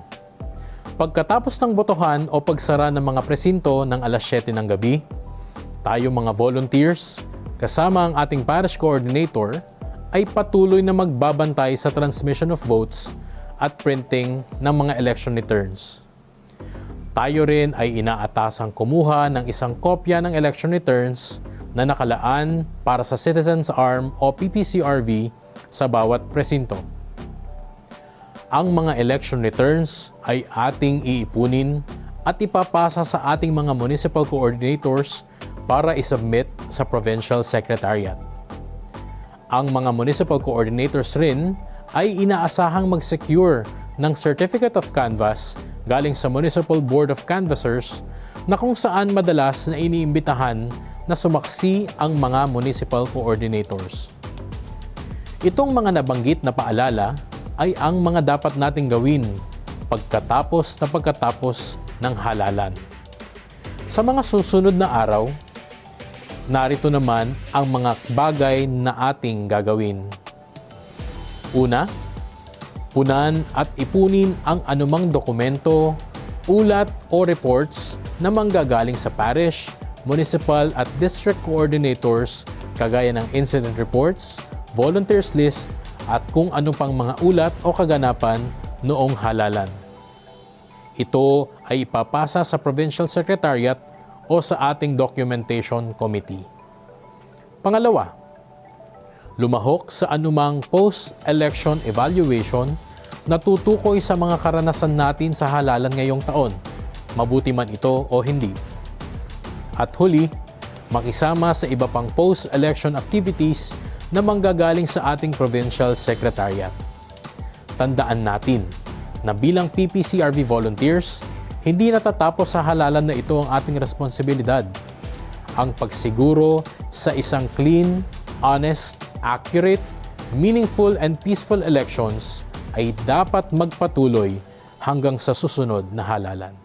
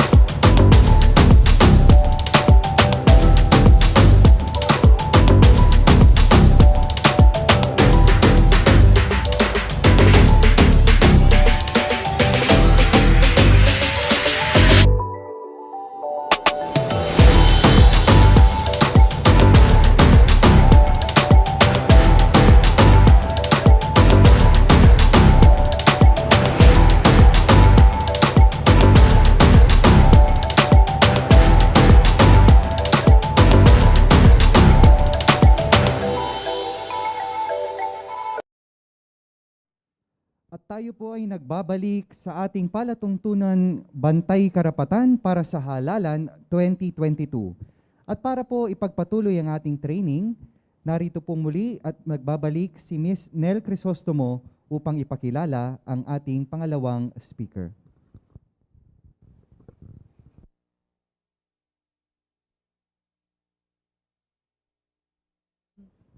Good morning po ulit sa lahat. So to introduce our next speaker to talk about voters education. So our speaker for today is Attorney Alexi Calda. So she took Bachelor in Science in Legal Management, minor in English Literature, and graduated at the Ateneo de Manila University. So for her graduate studies, she took Juris Doctor at the Ateneo Law School. She is a member of the bar since 2018. A former intern of Ateneo Human Rights Center, AHRC, and a volunteer of Legal Network for Truthful Elections, or LENTE. So her past experience is in corporate law and litigation. At present, she is a current legal officer under the Human Rights Program of IDEALS. She is handling our, one of the lawyers handling our Tisha Justicia page po. So without further ado, please welcome Attorney Alexi Calda.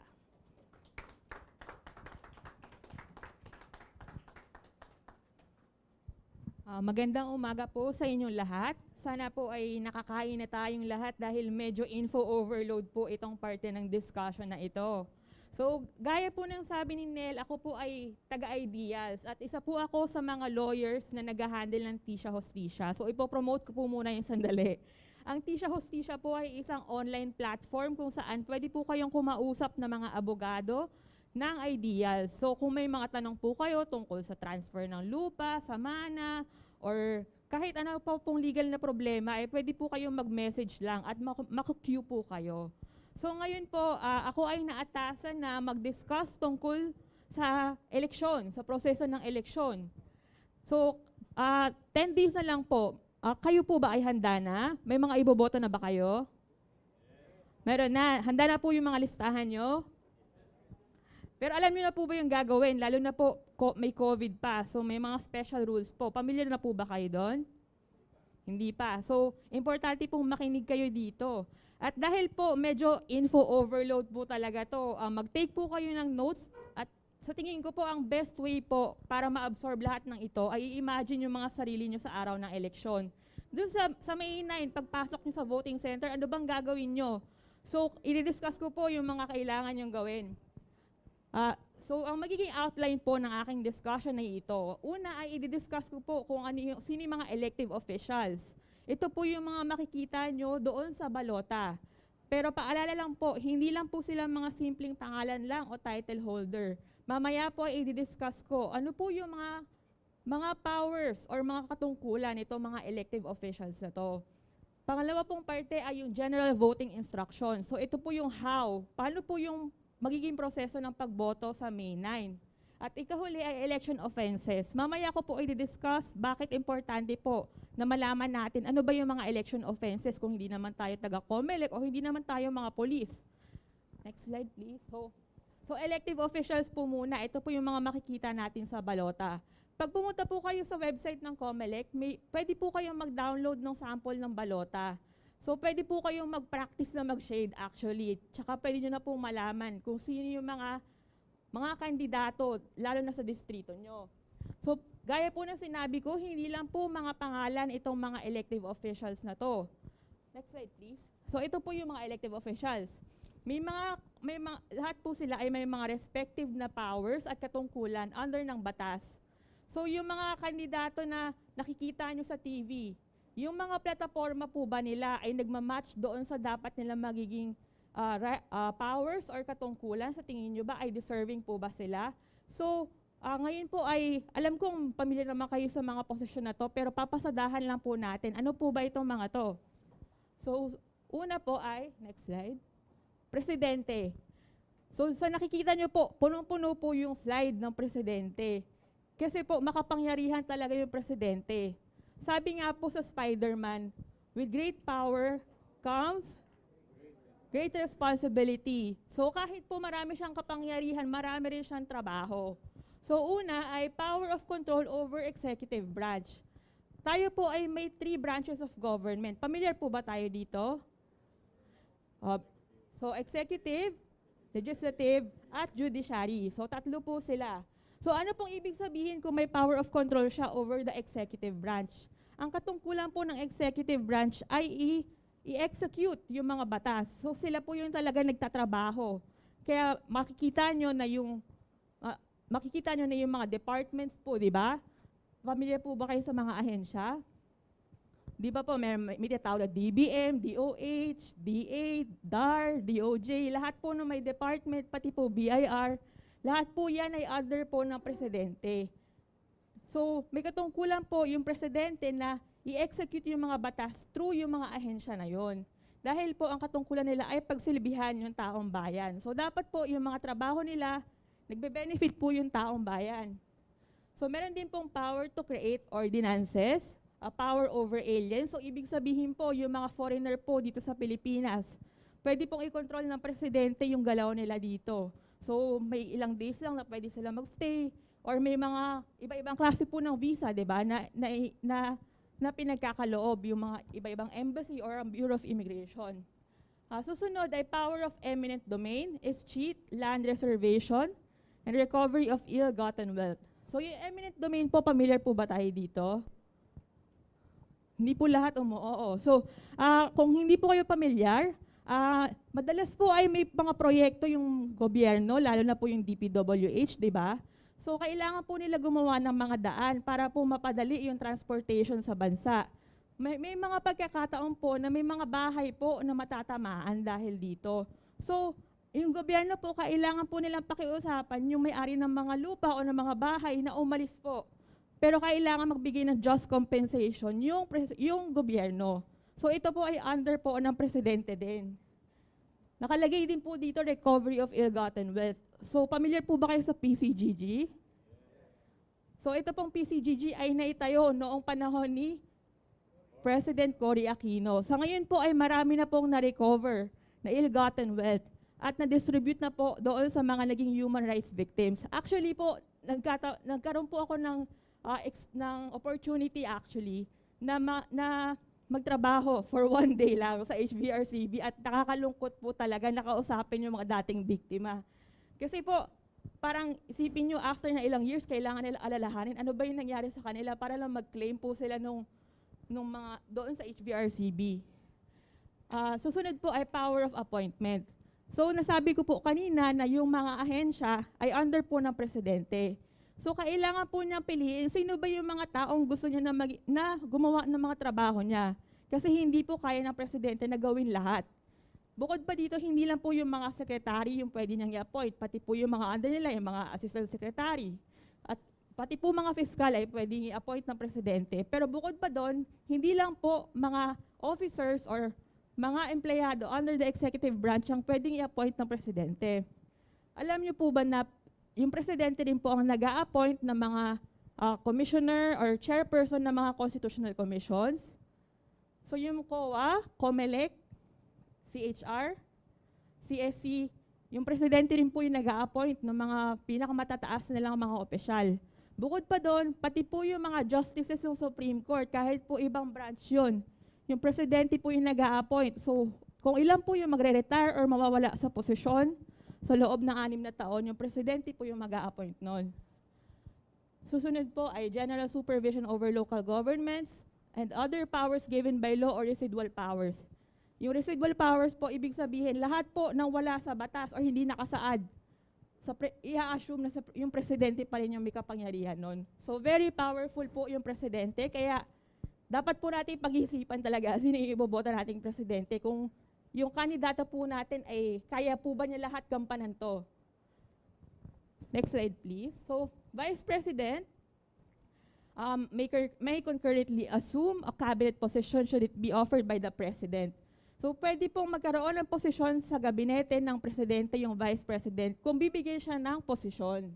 At madalas po ay sinasabi na spare tire lang po yung vice president dahil siya yung papalit doon sa presidente sakaling may mangyari sa presidente kung halimbawa siya ay namatay, naging disabled, or siya po ay nag-resign. Gayon pa man, dahil isa pong office ng government, ang OVP or Office of the Vice President, ay maaari po itong magsagawa ng mga projects din kung gugustuhin nila na beneficial sa mga tao, sa mga Pilipino. Next slide please. So kasama po sa mga kailangan nating iboto ay yung mga yung mga nasa Senate po, yung mga senators at yung mga nasa House of Representatives, yung mga congressmen or yung mga party list representatives.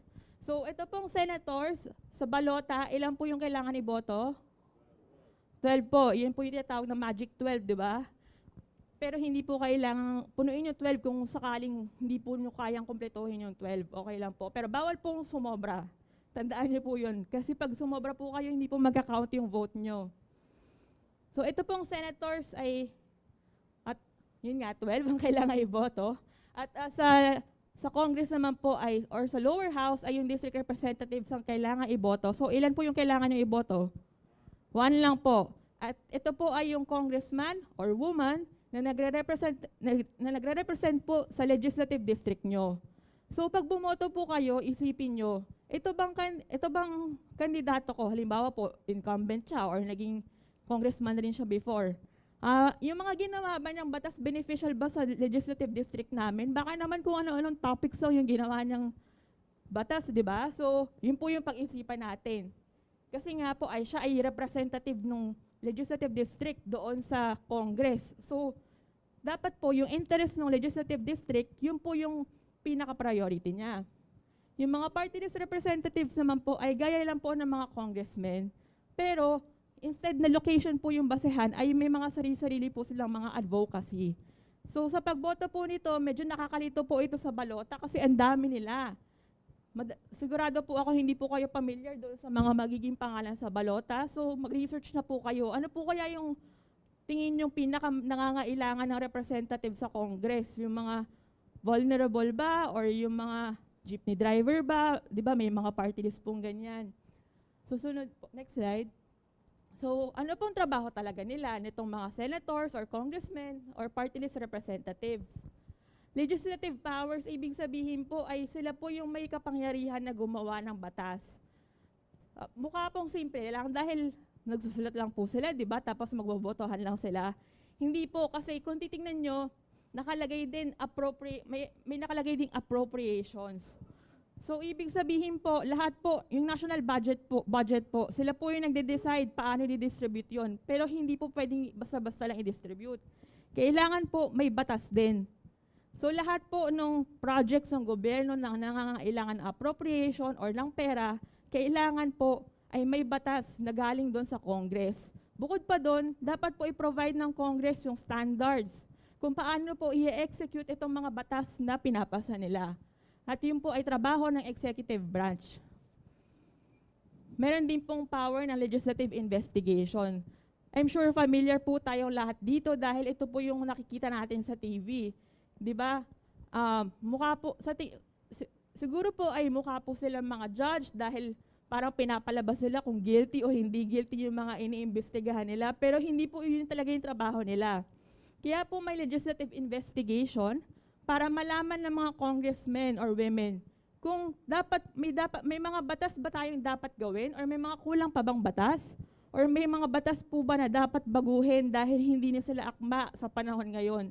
Lalo na po, medyo magaling po talaga yung mga Pilipino sa paghahanap ng mga butas sa batas. So, kailangan pong baguhin yung batas from time to time. Declare existence of war. So, magagaling din po sa Congress kung meron bang, kung sa tingin nila may war ba. Authorize President's emergency powers. Na-witness po natin ito nitong COVID, di ba? So, kung hindi po dahil sa Congress ay hindi po magagawa ng Presidente yung dapat niyang katungkulan nitong pandemic. Impeachment cases, sa Congress din po magmumula yung mga complaints sa mga impeachment. Hindi lang po yung Presidente yung pwedeng ma-impeach, pati po yung mga heads ng mga constitutional commissions or mga commissioner. Revoke or extend martial law. So ito po ay dapat dineclare po ng Presidente. Pero dahil po sa check and balance ay pwedeng i-revoke or patagalin pa ng Congress yung martial law. At ikahuli ay concurrence and amnesty. So yung Presidente po pwede po mag-grant, tapos yung amnesty at yung Congress po pwede po silang mag-concur. Ay, wait lang.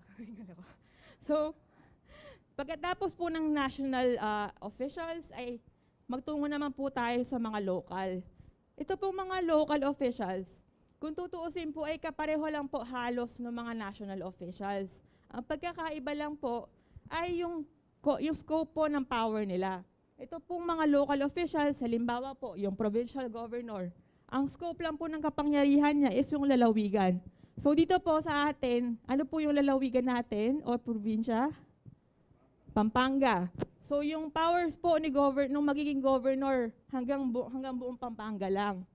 Kung babasahin niyo po yung mga katungkulan ni governor, halos kapareho lang po nung sa presidente. Siya po yung nagpo-provide ng mga basic services sa mga constituents niya at nag-enforce ng mga batas at ng mga ordinance. Siya rin po ay nag-initiate at nagmamaximize ang generation ng resources at revenues dahil siya po yung may control doon sa properties, doon sa loob ng lalawigan na yon na sa gobyerno. Next slide, please. So, provincial governor, kung yung vice president po kanina ay parang spare tire lamang or siya yung mag-hold ng posisyon ng presidente pag may nangyari sa kanya, ganun din po yung vice governor. Gayunpaman, yung local government code po ay may pinrovide na isa pang katungkulan ng vice governor. Ito po ay maging presiding officer ng sangguniang panlalawigan. So kung titingnan niyo po, medyo naiba yung trabaho ng provincial vice governor. Dahil kung ikaw yung mamumuno sa sangguniang panlalawigan, ibig sabihin may kapangyarihan ka rin na gumawa ng batas. Next slide, please. So, nabanggit ko po yung sangguniang panlalawigan. Para rin po siyang yung Congress ng Pilipinas. Pero since sangguniang panlalawigan nga po yung tawag, ay yung coverage lang po ay yung probinsya lang din.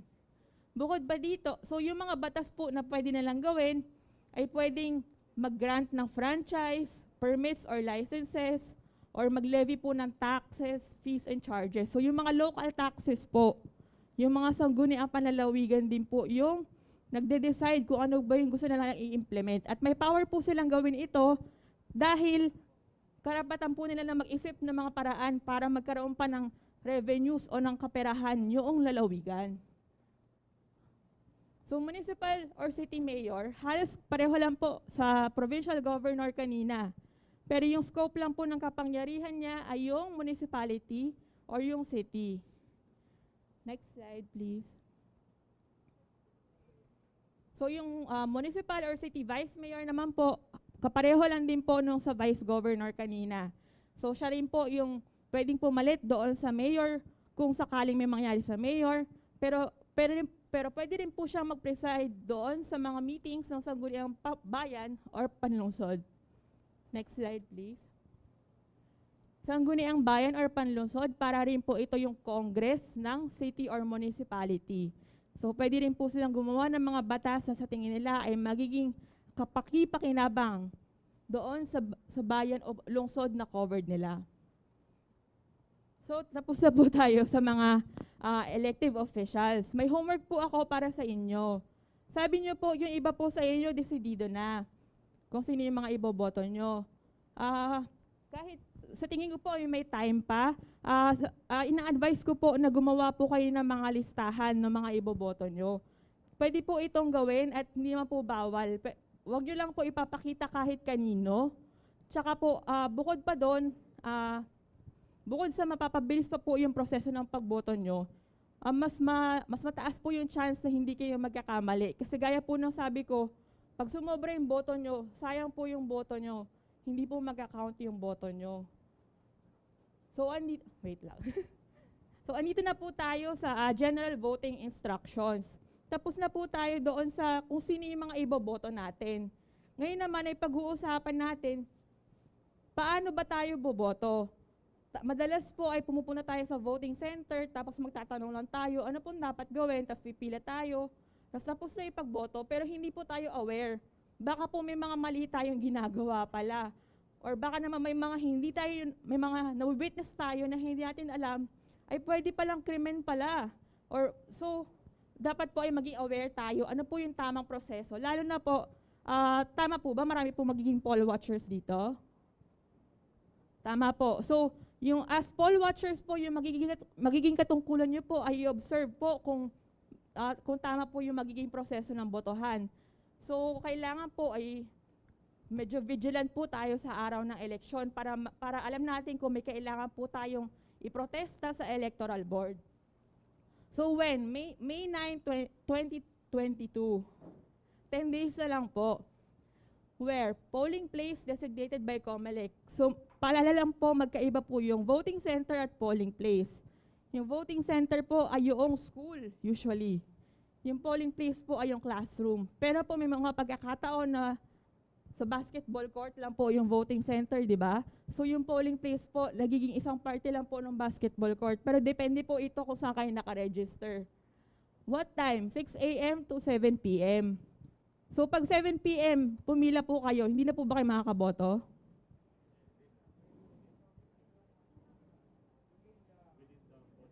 Ayan, alam nyo na po yung sagot. So kung nakapila po kayo within 30-meter radius from the polling place by 7 p.m., pwede pa po kayong ipaboto ng Electoral Board. Ang mangyayari po ay ililista po ng electoral board kung sino yung mga nakapila at isa-isa po kayong tatawagin. So madalas po ay nangyayari ito doon sa mga polling place na marami po talagang botante. O baka naman ay late po sila nag-start dahil nagkaroon ng problema. So posible po mangyari ito. Ang maganda po ay agahan nyo na lang siguro yung pagpunta para hindi po kayo ma-hassle. Lalo na po may COVID pa po.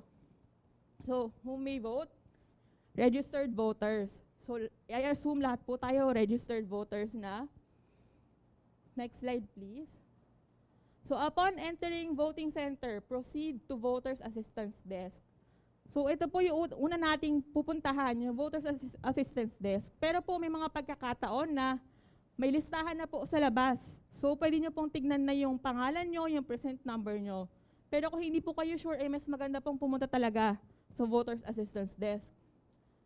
Pagkatapos noon ay go to assigned clustered precinct and approach EB or support staff. State name, present number, sequence number. Voter will be verified. So paano po yung proseso nito? Familiar po ba kayo? So ang mangyayari po, yung poll clerk titignan po yung EDCVL. Iko-compare po yung signature nyo at yung picture nyo. Kung hindi po pareho doon sa nasa EDCVL, ay hihingan po kayo ng other proof of identity. So, ibang ID po yung kailangan nyo ipakita. So, halimbawa, na-verify na po ni poll clerk na kayo po yung nasa EDCVL. Ang gagawin niya po, i-announce niya po yung pangalan nyo. So, halimbawa, si Maniela, isisigaw ng poll clerk, Maniela. Ano apelido ba? De Leon. So, isisigaw po ng, ito pong part na to, medyo hindi po familiar lahat, I'm sure. Pag sinigaw po ng poll clerk yung pangalan ng isang botante, pwede pong i-challenge yung voter. Kasi maaari po siyang hindi makaboto. At pwede po siyang i-challenge base sa dalawang dahilan. Una, baka po illegal voter pala siya. So sino po yung mga illegal voter? Hindi po siya registered, nagpapanggap lang po siya bilang isang tao, another na tao po, hindi bilang tao. At pangatlo, ay disqualified na po siya. So nabanggit po ni Attorney Aloy kanina na yung mga convicted with final judgment ay hindi makakaboto. So pag nangyari po yon at wala siyang ibang ma-provide na proof of identity, kailangan po may another voter po na magva-vouch sa kanya. At kailangan po sumumpa yung voter na yun na hindi siya talaga yan. So makakaboto pa rin siya. Pero ano pong bearing nun? Pwede pong kasuhan ng perjury yung nag-vouch sa kanya kasi kung mapatunayan na hindi po totoo yun. Yung pangalawa pong basehan na pag-challenge ay kung may nagawang illegal acts po yung voter na yon. So kung may knowledge kayo at na-witness nyo na may nagawa siyang illegal acts, pwede po hindi siya makaboto dahil i-challenge nyo siya. So ano ba yung mga illegal acts na yon? Pwede pong nagbenta siya o namili siya ng boto. Maaari din po nag-promise siya na i-influence yung isang tao na hindi bumoto or wag bumoto. At huli ay nakipagpustahan siya tungkol sa results ng eleksyon. At directly or indirectly po ito. So ano pong mangyayari pag challenge nyo? Ang gagawin po ng electoral board ay kailangan pong manumpa yung voter na yon. Manunumpa siya na hindi po totoo yon. So pag nanumpa po siya, pwede na siyang bumoto. Pero gaya ng sabi ko kanina, pag nanumpa ka tapos mapatunayan na hindi totoo yon, pwede po siyang kasuhan ng perjury. Bukod po sa perjury, ibig sabihin kung totoo talagang nag-commit siya ng illegal acts, may iba pa po siyang kaso. So doble-doble po yung magiging kaso niya nun. Pag nag-refuse po siya na sumumpa, hindi po siya makakaboto, papauwiin na po siya. So may party pong gano'n na hindi po pamilyar lahat, pero feeling ko po ay useful po ito, lalo na sa mga poll watchers. So pagkatapos i-verify yung identity, ibibigay na po yung balota doon sa botante. So pag binigay na po yung balota sa inyo, kailangan gamitin nyo yung secrecy folder at yung marking pen. Pagkatapos ay i-shade po yung oval na mga iboboto nyo. Gaya ng sabi ko, helpful po kung may listahan kayo para hahanapin na lang yung pangalan. Hindi na kayo mag-iisip kung sino ba yung i-shade nyo doon. Pangatlo, feed the ballot in the VCM's ballot entry without touching the VCM. So bawal pong i-touch yung VCM. At huli, return the secrecy folder and marker. Check the VVPAT, voter verifiable paper audit trail. So pag shoot nyo po ng balota sa VCM, may lalabas po na VVPAT. I-ask po kayo ng opisyal ng COMELEC na basahin yung VVPAT. Dapat pong i-check nyo kung yung bang mga boto nyo, yung ba yung nag-reflect doon sa VVPAT. Kung hindi po, ay kailangan nyo pong i-report ito. Pagkatapos nun ay papapirmahin po kayo sa likod, tapos ito ay ilalagay nila sa minutes. I-attach po nila sa minutes nila. So doon pa lang po mapapaisip na kayo kung ano ba nangyari sa boto nyo. Next slide please. So importante po yung part na yun. So paano po pag na-reject po yung balota? Pwede pong ma-reject dahil sa tatlong rason. Misread ballot, so refeed ballot. Ibig sabihin po, pwede nyo, pag misread ballot po yung lumabas, ang sabi po ng COMELEC, pwede nyo pa pong ulitin na 4 na beses. So kung halimbawa may papel kayo, yung balota, pwede nyo itaob, o kaya baliktarin nyo po. So 4 na beses po. Previously read ballot, same ballot ID already scanned. So ibig sabihin, nakaboto na pala siya. Pangatlo, invalid ballot. So pag ganito po ay kailangan ibalik yung balota sa chairperson. So ano po mangyayari pag na-reject yung ballot nyo? Lalagyan po ng marka na rejected sa likod. Pagkatapos ay dapat po mag-sign po yung EB members, so electoral board members doon sa likod. At ilalagay po sa envelope ng rejected ballots. So yung balota nyo po ay hindi po makakount kapag na-reject po ito. Wala rin pong ibibigay na replacement ballot kapag yung balota nyo ay na-reject dahil sa kasalanan nyo. So next slide po. Ito po, sa tingin ko ay importante rin po ito para po sa mga poll watchers kasi feeling ko po pwede pong gamitin to para mandaya eh. So sabi po ng COMELEC, yung mga PWD po, yung mga illiterate, mga seniors, pwede po silang magdala ng mga assistor. Sila po yung boboto para sa kanila, yung mag-shade at mag-shoot po nung balota sa VCM. So ngayon po, meron pong listahan actually yung COMELEC dapat. Pero kung pwede po na wala po sa listahan, pero apparent po na senior citizen siya or hindi siya makabasa. So pag nakita po ng COMELEC yun, ng electoral board, ay pwede pong payagan ito. Yung mga pwede maging assistor lang po ay relative within 4th civil degree. So mga first cousin po, pwede po. Person of confidence belonging to same household. Sabi po ng COMELEC, kasama po dyan yung mga nurse, caregiver, at yung mga house helper po. So halimbawa po si Lola, pwede po siyang tulungan ng caregiver na bumoto. So siya lang po yung papayagan na sumama kay Lola doon sa voting place, voting center. At huli, kung wala pong available na relative or yung tao na nakatira sa kapareho niyang bahay ay any member po na electoral board. Gayunpaman, wala pong tao na pwedeng maging assistor na more than 3 times. Ito po ay rule po ng COMELEC. So pwede rin kayo magtali, baka makita nyo isang tao pala nag-a-assist siya ng marami, di ba? So pwede po itong irregularity. So ito po yung i-take note nyo. Kahit isa siyang mechanism na ini-implement ng COMELEC para makatulong doon sa mga PWD, illiterate, or senior citizen. Pero bukod pa doon, meron pong express lane para sa mga PWD, senior citizens, mga escorted persons deprived of liberty, heavily pregnant women, at indigenous people. Next slide, please. So ito po ay bagong rule ng COMELEC dahil dati naman po ay walang pandemic. So ano pong mangyayari sa araw ng botohan since may pandemic pa? Bago kayo pumasok ng voting center, i-check po yung temperature nyo. Kung yung temperature nyo po ay 37.5 pataas, pagpapahingahin muna kayo sandali. After 5 minutes po, i-check po uli. Kung makita nila na ganun pa rin yung temperature nyo, o kaya tumaas pa, kayo po ay papobotohin sa isolation polling place. So, makakaboto pa rin po kayo kahit sa tingin nyo may sintomas kayo ng COVID, pero papayagan pa rin kayo. Bakit po? Kasi po, sacred po talaga yung right to vote. Kaya hindi po ito pwedeng tanggalin ng COMELEC sa kahit na sino. Kaya nga po ay yung Kaya nga po hindi requirement na bakunado yung mga botante. So, pero kahit ganun po ay mag-ingat po tayo, knowing na may ganyan ngang rule. Kahit sino po ay pwede natin maka-interact doon sa voting center. Next slide please. So, ito po, ano ba yung mga hindi dapat gawin habang bumoboto? Bawal pong dalhin sa labas yung balota, secrecy folder, or marking pen. Theft po ito, at lalo na government property po itong mga kagamitan na ito.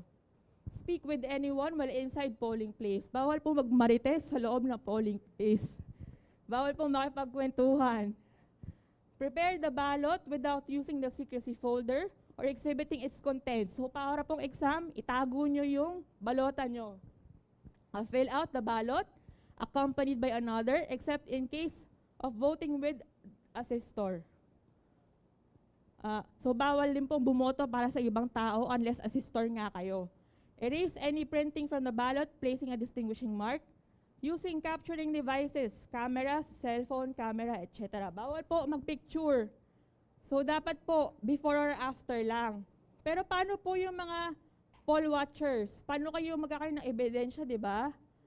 Ang sabi po ng COMELEC, yung mga poll watchers kasi nasa isang holding area po sila. Doon po sila mag-stay.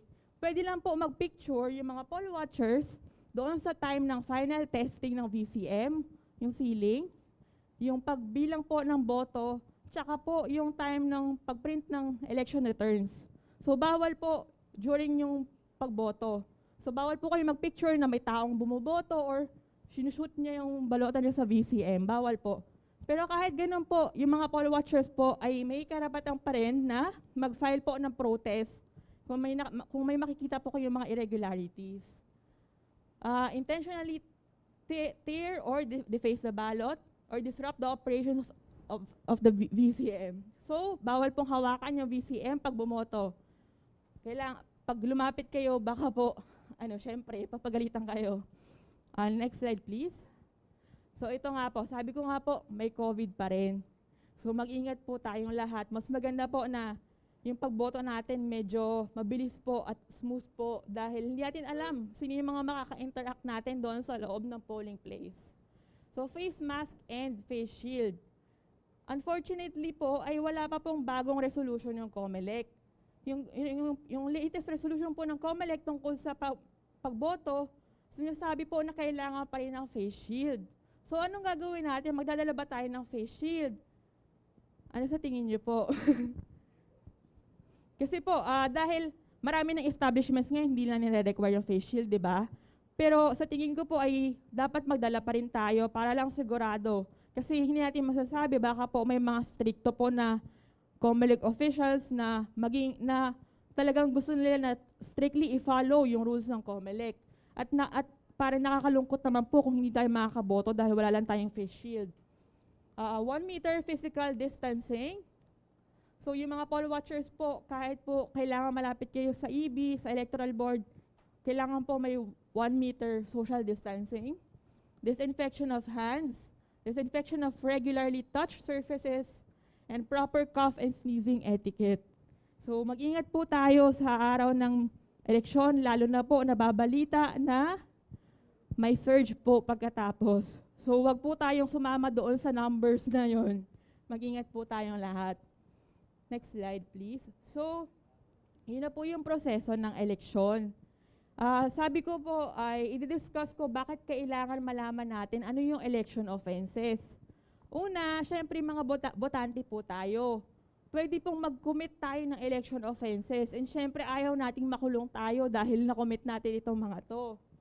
Pangalawa, pwede po tayong mag-report ng election offenses kahit po sino pwede mag-report. Kaya po, sa tingin ko ay importanteng malaman natin itong mga to.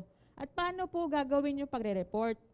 Pwede po tayong gumawa ng affidavit. Ang affidavit po ay isang kwento ng isang pangyayari or katotohanan na base po sa sariling kaalaman. So bawal po na hearsay lang po, bawal po na galing lang sa kwentong marites yung ilalagay nyo sa affidavit. Yung affidavit po ay parang as in, literal na kwento lang po. Kailangan lang po sunod-sunod yung mga pangyayari. So sa paggawa po ng affidavit, hindi po kailangan ng abogado. Kailangan nyo pong lang alalahanin. Ano po yung 5 W's at 1 H? Familiar po ba kayo doon? 5 W's po, who, what, where, when, why. Yung H po ay yung how. So dapat po lahat yon nasa affidavit nyo. Ganun po yung magiging kwento nyo. Ganun po ka-elaborate. So paano po papasok yung election offenses doon? Sa mga susunod na slides po na ipa-flash namin, andun po yung mga elements ng mga crimes. Hindi po lahat ito. Nilagay lang po namin yung mga tingin namin ay pwede nyo ma-encounter. At sabi po nila, madalas po nasa labas po na polling place nagaganap yung mga ito. So habang dinidiscuss ko po mamaya ay pwede po kayo mag-take notes kung ano po yung mga elements ng mga election offenses. Hindi naman po kailangan na yung terms nyo doon sa affidavit ay super legalese or technical. Basta po yung kwento nyo, ma-demonstrate nyo na yung mga elements andoon. So simulan natin sa vote buying. Familiar po tayo lahat sa vote buying. So any person po, kahit sino, na mamimigay or mag-o-offer ng pera or kahit anong may value. So bukod po sa pera, pwede rin pong trabaho, franchise grant, public or private, or gumastos para kahit na sino. So yun po yung vote buying. At para saan dapat yung mga in-offer niya? Para i-induce yung isang tao or yung public na bumoto or hindi bumoto para sa isang candidate or wag na siya bumoto. So bakit po importante ito? Kasi maaapektuhan talaga yung resulta ng botohan, di ba? So kung may vote buying po, meron ding, ano po yung isa? Vote selling. So pag nakakita po kayo ng vote buying, vote selling sa labas, dalawa na po yung crimes agad at dalawa na po yung offenders. So sino po yung nag-vote selling? Kahit sino po, any person, association, corporation, group, or community. So sa makikita nyo, pwedeng grupo-grupo po ng tao yung mag-o-offer ng boto nila para lang makareceive sila ng kapalit na pera. So solicits or receives directly or indirectly po. So pwedeng medyo subtle lang talaga. Any expenditure or promise of any office or employment, public or private. So pwede pong hindi pera, pwede pong trabaho. At para saan? Para sa konsiderasyon ng pagboto or hindi pagboto sa isang kandidato. So ito po yung dapat na nasa affidavit nyo. So sino yung tao? Yun po yung who. Tapos ano yung ginawa? Ano yung what? Yun yung ginawa niya. Paano ginawa niya? Nag-solicit po siya ng bibili ng boto niya kasi nga vote selling. Tapos para sa pagboto at hindi pagboto. Next slide please. So threats, intimidation, terrorism, use of fraudulent device or other forms of coercion.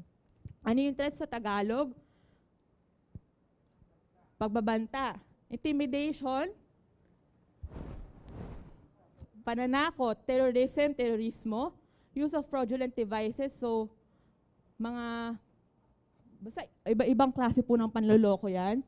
And other forms of coercion, ilang forma or forms ng pamimilit. So, kahit po pamimilit lang, kahit hindi nyo mapilit yung tao na mag-participate sa campaign o hindi mag-participate, o bumoto o hindi bumoto, pwede po kayong makasuhan. So, kahit po gusto natin na yung kakilala natin, iboto nyo yung mga gusto natin kandidato, hindi po pwede yun. Dapat po ay may sarili-sarili pa rin tayong mga desisyon. So, yung magiging who po dito, any person, tapos ano yung what, pwedeng siya ay nagbanta, nanakot, gumamit ng terorismo, panloloko o pamimilit sa kahit sino or kahit sinong kapamilya or sa kanyang property. So, ano po yung pwedeng pagbabanta sa property? Pwedeng sasabihin niya, sunugin yung bahay. Pwede po yun. At yun nga po, para sa konsiderasyon ng hindi pagsali sa campaign or pagboto or hindi pagboto. Next slide, please. So, unlawful electioneering. Bawal na po mag-campaign sa araw ng eleksyon. So, bawal na mag-solicit ng votes. So, ito po ay sa loob ng 30 meters lang, within 30 meter radius ng polling place. So, sa bahay po, pwede pa rin. Pero syempre, doon sa loob ng polling place, bawal na po. Kasi nga, andun tayo lahat para bumoto. Dapat lahat po naka-decide na sa araw na yun. Next slide, please. Deadly weapon. So, ang Omnibus Election Code po ay isang batas. Actually, ito po ay kriminal. So, pag kinasuhan po kayo, criminal case po agad yung ikakaso sa inyo. At under the law po ay may tinatawag po tayong mala prohibitum at mala inse. Pag mala inse po ang isang batas, ay kailangan po i-determine kung sinadya ba talaga, ano ba yung intensyon ng tao na yon nung kinomit niya yung crime na yon. Pag mala prohibitum po, wala pong pakialam yung batas kung ano yung intensyon nyo, kung ano yung rason nyo. Kapag yung elements po, lahat andoon, makakasuhan po kayo. So, ang Omnibus Election Code po ay mala prohibitum. So, kapag kayo ay nagdala ng deadly weapon, sa araw o oras ng pagboto, pagbilang ng boto, or preparation of election returns, within a radius of 100 meters, pwede po kayong kasuhan. Kahit sabihin nyo na ililipat nyo lang, or dadalhin nyo lang, bawal po. So, itago nyo na lang po sa bahay kung meron po kayong mga deadly weapons. Next slide, please. So, ito po, election offenses while voting, konektado pa rin po sa pagboto. So, vote more than once in the same election. So, illegal voter po ito. Not being a registered voter, votes in the election, illegal voter din po ito. Votes in substitution for another, whether or with or without the latter's knowledge and or consent. So, pwedeng may mga nagpanggap din. Not being illiterate or physically disabled allows their ballot to be prepared by another. So, ito po yung sinasabi ko. Pwedeng maging paraan ng pandaraya yung pag-avail ng assistance ng mga assistor. Kasi po ay pwedeng maging yung modus nila ng mga nagvo-vote buying, sabihin nila, ako na lang boboto para sa'yo. Tapos magkunwari ka na lang na hindi ka marunong magbasa. So pwede pong mangyari yun. Avails of means to discover the contents of the ballot of a voter. So madalas po din yung mga nagvo-vote buying, kailangan alamin nila kung sumunod ba sa usapan nila yung nagbenta ng boto. So bawal din pong malaman kung sino yung binoto. Uses a ballot other than the one given, possesses more than one official ballot. Next slide, please. So ito po, ito po ay konektado sa pag-aresto or pagkulong, pag-detain ng isang voter ng walang lawful cause. Pwede rin pong maging election offense ang pamumolestya or pag-obstruct or pagpigil doon sa voter na pumunta sa polling place para bumoto. Or pwede rin po na yung pauwi siya, ay pilitin siya na i-reveal kung sino po yung binoto niya. Yung madalas po nagiging biktima nito, actually, ay yung mga indigenous peoples. Kung familiar po kayo, may tinatawag po tayong hakot. Unfortunately po, yung mga indigenous peoples, usually sa bundok po sila nakatira. And yung polling place po nila malayo. So minsan, hinaharang po sila para hindi na sila makaboto. So ilan na pong boto yung nawala kung hindi po sila makakaboto. Next slide, please. So ito. Sa tingin ko po, ito po ay super relevant, lalo na ngayon, lahat tayo nasa social media. So, who, any person. Para saan? Disrupting or obstructing the election process or causing confusion among the voters.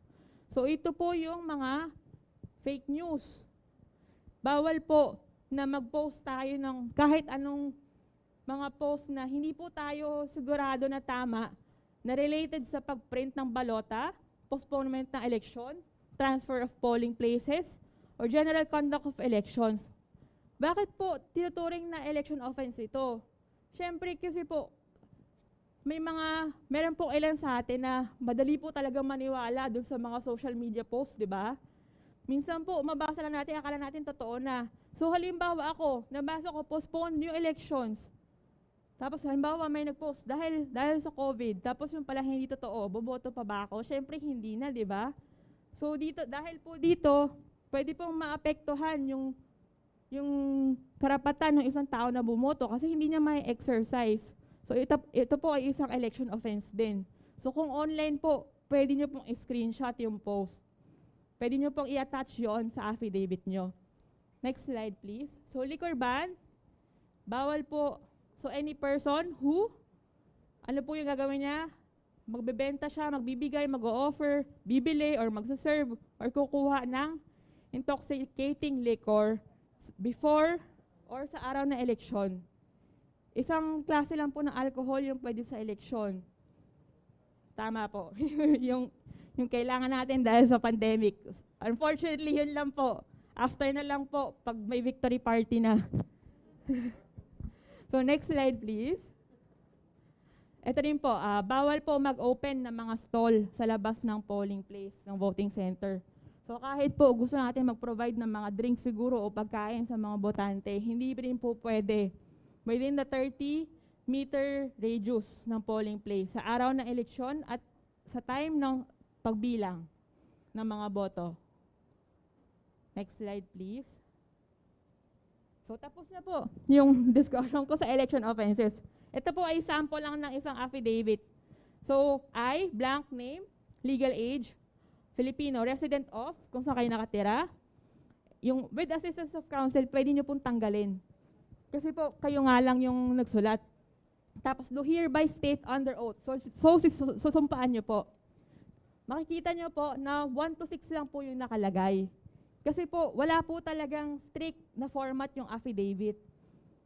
Akala po natin kailangan lagi may abogado dahil lang kailangan natin ng affidavit of loss or yung iba pang kind sa affidavit. Pero yung totoo po, pwede pong wala talaga.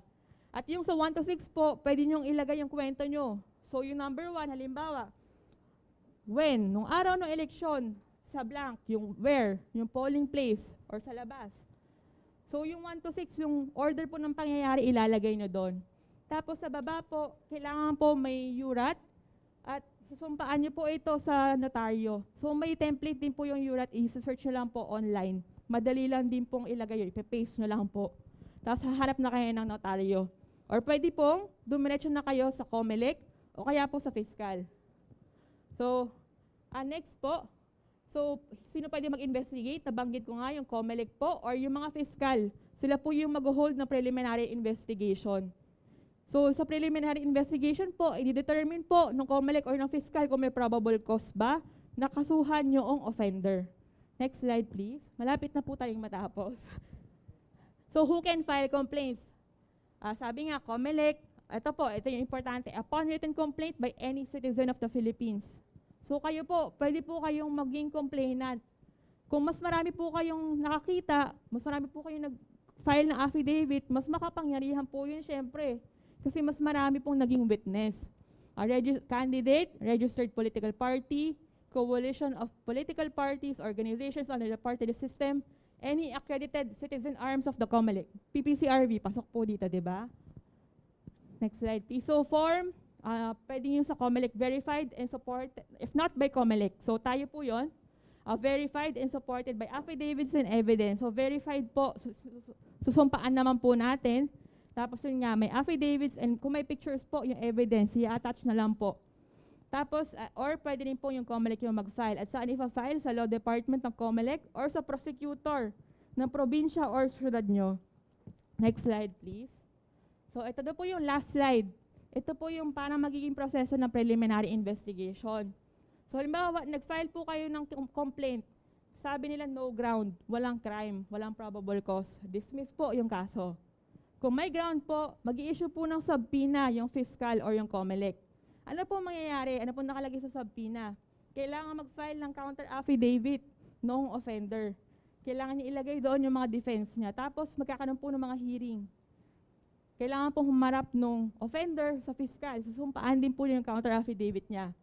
Needs clarification, set a hearing. So pwede pong feeling ni fiscal, parang meron namang crime, pero kulang po sa information. So papapuntahin po kayo ni fiscal or ng COMELEC para po i-determine kung tama ba yung pagkakabasa niya doon sa complaint nyo and may kulang lang ng information. Next slide, please. Wala na, diba? So ayun po, tapos na po yung discussion tungkol sa general voting instructions. Andito po si Nel para i-discuss naman ano po ba yung mga binigay na ideas na mga IEC material sa inyo.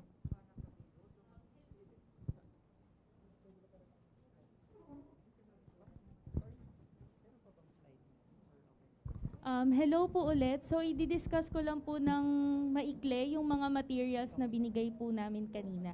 So, kanina po nagpapamigay si Maniela nung brochure at saka ng stickers at saka ng fan. So, para po sa, yung laman po ng brochures na to ay yung contents din po nung naging discussion kanina. So, kung may mga gusto po kayong balikan, ay maaari nyo pong makita dito sa brochure at saka dito po sa sticker. So, may mga iiwan pa po kaming ilang copies dito kila Father po. So, maaari po kayong kumuha kung may mga gusto pa po kayong bigyan na wala po dito sa session ngayon. At saka po yung mga umattend din po nung FB Live, kung madadaan po kayo dito, maaari pa po kayong kumuha ng brochure. Magbibigay din po kami ng soft copy para po magkaroon po kayo ng kopya. So, kasunod po niyan, ulitin ko lang din po yung Facebook page po ng Ideas na isa ay yung Tisha Hustisya po. So, si Tisha Hustisya po ay isang proyekto po ng Ideas na nailunsad noong kasagsagan po ng pandemic. Kasi nakita po ng Ideas na may need po yung mga tao kasi maraming nagtatanong ano ba yung mga maaari nilang gawin at ano ba yung mga karapatan nila noong panahon ng pandemya. So marami pong naghanap at nag-seek po talaga ng libreng legal advice. So si Tisha Hustisya po ay pwede po kayong mag-chat sa Messenger. Tapos pwede po kayong magtanong doon kung mayroon kayong legal question. May tanong kayo sa MANA, may tanong kayo sa labor issues, may tanong kayo sa gender violence, may tanong kayo sa election, maaari po kayong magtanong at libreng legal advice po yung ibibigay ng Ideas. At hindi naman po robot si Tisha, kahit sa Messenger po kayong magtatanong. Ang makakausap nyo po talaga doon at ang sasagot po doon ay mga lawyers po ng Ideas. At isa na po nga doon si Attorney Lexie. So maaring siya po yung isa sa mga kumausap sa inyo pagka mayroon po kayong legal questions. So bukas po yung Tisha Hustisya Facebook page every 8 to 2 p.m. po. Para kailangan po before 2 p.m. ay lagay kayo ng tanong para mailagay po sa queue yung inyong question. So other materials lang din po na iiwan po namin tong mga stickers na to na pwede nyo rin pong idikit para makita po ng mga tao paano ba makontak si Tisha Hustisya. So meron po dito yung Facebook page niya at yung hotline po. And then last few na lang po, may mga iwan din po kaming mga Tisha Hustisya posters po. So meron po siyang 4 kinds. Mga nakalagay lang po dito sa posters ay iba-ibang topics na madalas na nakukuhang questions ni Tisha. So, marami po dyan ay tungkol sa gender, tungkol po sa labor. Yun po. And then, ilan pong mga social distancing stickers kasi, again po, tayo po ay nasa kasagsagan pa rin po ng pandemya. So, ayun lamang po at pwede na po tayong mag-proceed sa Q&A. Ibabalik ko na po kay Rev. Justin. So thank you po, Attorney Alexie, sa ating pangalawang talk. At ngayon po, nasa bahagi na tayo ng question and answer portion. Ano po? Although po nag-extend tayo ng konti, pero napakahalaga po at magaganda yung ating mga tanong. Para sa unang tanong po, yung mga first few questions po is regarding vote buying. Ano po? So siguro po, kahit na sino po sa ating mga attorneys ang pwedeng mag-response regarding dito. Unang question po, meron na bang politiko na naparusahan dahil sa vote buying? Ulitin po, meron na bang politiko na naparusahan dahil sa vote buying? So not necessarily naming a candidate but an instance or circumstance kung meron na bang naparusahan dahil sa vote buying. Po? To answer that question, siguro none that I known, that's one. For what reason? Una, kasi napakahirap kasi magsampa ng kaso with regard to vote buying. Sabi kanina ni Attorney Lexie, it is not just simply reporting. No, you have to file an affidavit and then you have to sworn this affidavit before the notary public. So, kaya siguro yung mga tao, they cannot, wala halos na po-prosecute na kaso pagdating sa vote buying. So, as to answer that question, based on my knowledge, wala akong alam na na-prosecute siguro yung mga sikat, and even in our even here in Region 3, no, na nagkaroon ng na-convict with regard to vote buying. And siguro another tingnan natin, no, kung meron na nakasuhan ng vote buying, isa sa mga penalty, kasi ang penalty po ng vote buying is 1 year of imprison, not less than 1 year of imprisonment, and not more than 6 years of imprisonment. At kakibat din ng isa din sa mga attached penalties nito is disqualification to run in a public office. So, tingnan nyo na lang yung mga politiko dito sa Pampanga or in Bulacan or the rest of Central Luzon, kung yung mga kandidato ay nakakatakbo pa, definitely, hindi pa sila napaprosecute for vote buying. Attorney Lexie, you want to add something? Hello? Ayan. So nasabi po ni Attorney Aloy na mahirap nga yung pagpa-file ng case. Kasi gaya po ng sabi ko kanina, isa pong criminal case yung pag-file po ng isang election offense. So yung evidence po na kailangan sa pag-file noong kaso na yon ay guilt beyond reasonable doubt po. So yung sinabi ko po kanina, yung 5 Ws and 1 H, dapat po lahat yon masuportan nyo ng evidence. So enough po ba na statement nyo lang po yung meron? Usually po sa korte ay kino-consider naman na ebidensya yung isang salaysay, lalo na po kung ito ay sinumpaan. Pero madalas po yung vote buying, baka pwede may vote buying nga po talaga, pero kulang lang sa ebidensya. Marami po tayong ganyang kaso sa Pilipinas ngayon. Kaya po, sa ngayon, wala rin po talaga akong alam na talagang nakasuhan ng vote buying at hindi na po siya nakatakbo. Ayun po. Thank you po, Attorney. Second question po, magkasama sila regarding vote buying pa rin. Yung po bang pagbibigay ng ayuda ng isang kandidato during campaign period ay considered na vote buying? Yung pangalawa, gayon din ba yung pagbibigay ng pera sa mga taong isinasama sa kanilang mga campaign rallies? Ulitin ko po yung tanong. Yung po bang pagbibigay ng ayuda ng isang kandidato during campaign period ay considered na vote buying? Ganon din po ba yung pagbibigay ng pera sa taong isinasama sa kanilang mga campaign rallies? Nasabi ko po kanina na mala prohibitum yung Omnibus Election Code, di ba? So, hindi po importante kung ano yung intention nila. Kung lahat po ng elements andoon, may vote buying po. So, yung mga sinabi po ni Rev. Justin, sa tingin ko po ay may vote buying. Ganun pa man, pwede pong sa mata natin may vote buying, pero pagdating po sa fiscal, wala naman. So gaya ng sabi ko rin kanina, kailangan po i-establish natin lahat ng kwento natin para masabing may vote buying. Dahil po, usually, kung may vote buying man o wala, or kung may crime or wala, ay nakadepende doon sa magiging desisyon ng fiscal or ng COMELEC. Evidence-based pa rin po talaga. So depende, sa tingin ko po, dahil po may experience na ako sa litigation dati, tingin ko po ay depende po kung paano i-argue doon sa complaint kung may vote buying or wala. Kung maganda po yung complaint, syempre, pwedeng sabihin ni fiscal meron talaga. At dapat po may mga evidence nga tayo. Siguro to add to that, Reverend Justin, yung with regard dun kasi sa pamimigay ng mga ayuda o sumama dun sa mga politiko, nagbigay ng, for example, honorarium or pangkonsuelo, right? Ganun yung usual terms nila, right? Tandaan natin yung isang element kasi ng vote buying is kailangan, ano yung second element ng vote buying, di ba? Parang we offer, first element, we offer money, blah, blah, blah, blah. Then yung second element, to vote for and to vote against or to withhold the vote, right, nung mga kandidato.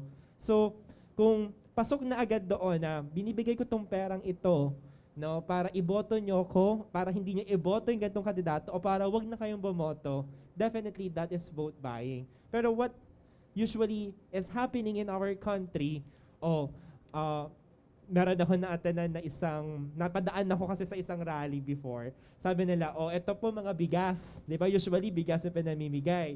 Ito po bigas na to, ito po ay handog, no, regalo po ng mga So, bakit magreregalo? Yun yung una nating tanong bakit magreregalo sa panahon ng kampanyahan? Right? So, para saan yung regalong ito? So, nasa tumatanggap kung paano niya i-discern kung yung regalo ba na ito, yung binibigay ba na ito ay nakapaloob doon sa konsepto ng vote buying. So, tama si Attorney Lexie, it is in the manner of presenting your evidence or narrating yung nangyari doon sa sitwasyon na yon para ma-consider natin sila as vote buying. Pero lagi niyo pong itanim ito sa isipan niyo, no? Kahit hindi, walang nakasaad na, iboto niyo ako, eto pera. No? Basta merong binigay sa inyo ngayong panahon ng halalan, para saan to binibigay? 'Di ba? Yun lang yun eh. Simple lang yun eh. Bakit kayo binibigyan ngayong panahon ng kampanya? Bakit nilalabas yung mga ayuda na pwedeng ipamahagi ng COVID-19 tinapat sa panahon ng eleksyon? Right? So, there's doubt. Right? Tapos, kaya lang, yung mahirap nga doon, sino yung magrereklamo? Yun yung laging problema. Sino yung willing na humarap sa publiko at nirereklamo ko itong politiko na to, itong kandidato na ito, sa pamimigay niya? Thank you po, Attorney Alexie and Attorney Aloy. So this question is for Attorney Alexie. Ano ang liability ng isang kandidato kung ang nag-violate ng batas ay ang kanyang campaign personnel? Ulit po, ano ang liability ng isang kandidato kung ang nag-violate ng batas ay ang kanyang mga campaign personnel?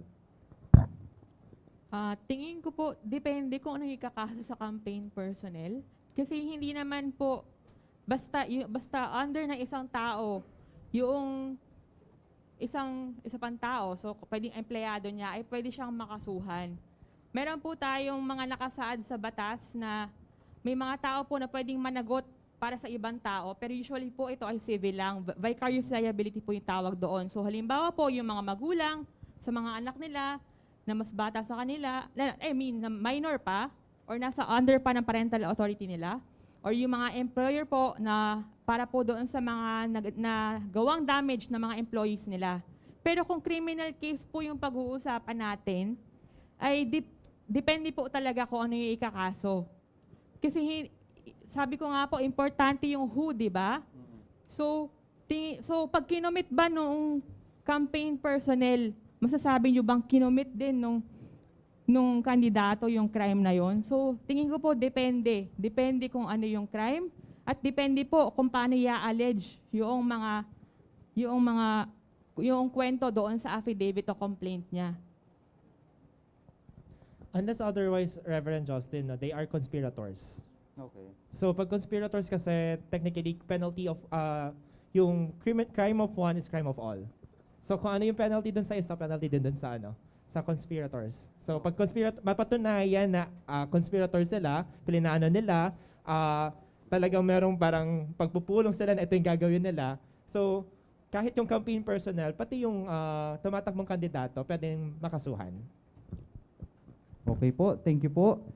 This question is for Attorney Aloy. How can we address our complaint to the Commission in such a way na hindi maapektuhan ng seguridad ng complainant? Okay. Una, ang Commission, we investigate cases by two modes, no? Motu proprio, saka by complaint. So motu proprio, ito yung mga anonymous complaint. So pag anonymous, nag-iimbestiga ang CHR on its own initiative. Kaya siya tinawag na motu proprio investigation. So huwag kayong matakot, magpadala lang kayo ng mga kahit anong complaint, mag-text kayo sa CHR hotline, hindi nyo kailangan magpakilala. No, i-detalye yun doon yung circumstance o yung mga scenario. Tapos yun po ay aming iimbestigahan. No? Pangalawa, kahit naman kayo ay complainant namin, name complainant namin, pero ayaw nyong ma-publish yung inyong pangalan o maano yung pangalan nyo sa publiko, iniimbestigahan pa rin namin ito at sinisigurado namin na pwede din kayong sumailalim doon sa tinatawag na Witness Protection Program ng CHR. So meron po kaming Witness Protection Program. So sa tingin nyo, yung paglalantad nyo o yung pagkakaso nyo doon sa mga violators, no, ay magdudulot ng panganib hindi lamang sa inyong mga pamilya, hindi lamang sa inyong sarili, kundi pati sa inyong pamilya. Yung buong pamilya nyo po ay pwede namin isailalim sa Witness Protection Program. Ano ba yung Witness Protection Program? So ilalagay namin kayo sa isang tahanan na very private, no? Kami lang yung nakakaalam kung saan, at tapos kami na yung bahala sa inyong mga pangunahing pangangailangan. So meron pong ganung programa ang CHR, hindi lamang sa mga ngayong election, no, kundi sa lahat ng mga witness ng mga human rights violations. Thank you po, Attorney Aloy. So next question po, related po sila, no? Pero ito na lang po yung pipiliin ko. Kay Attorney Aloy din po ulit.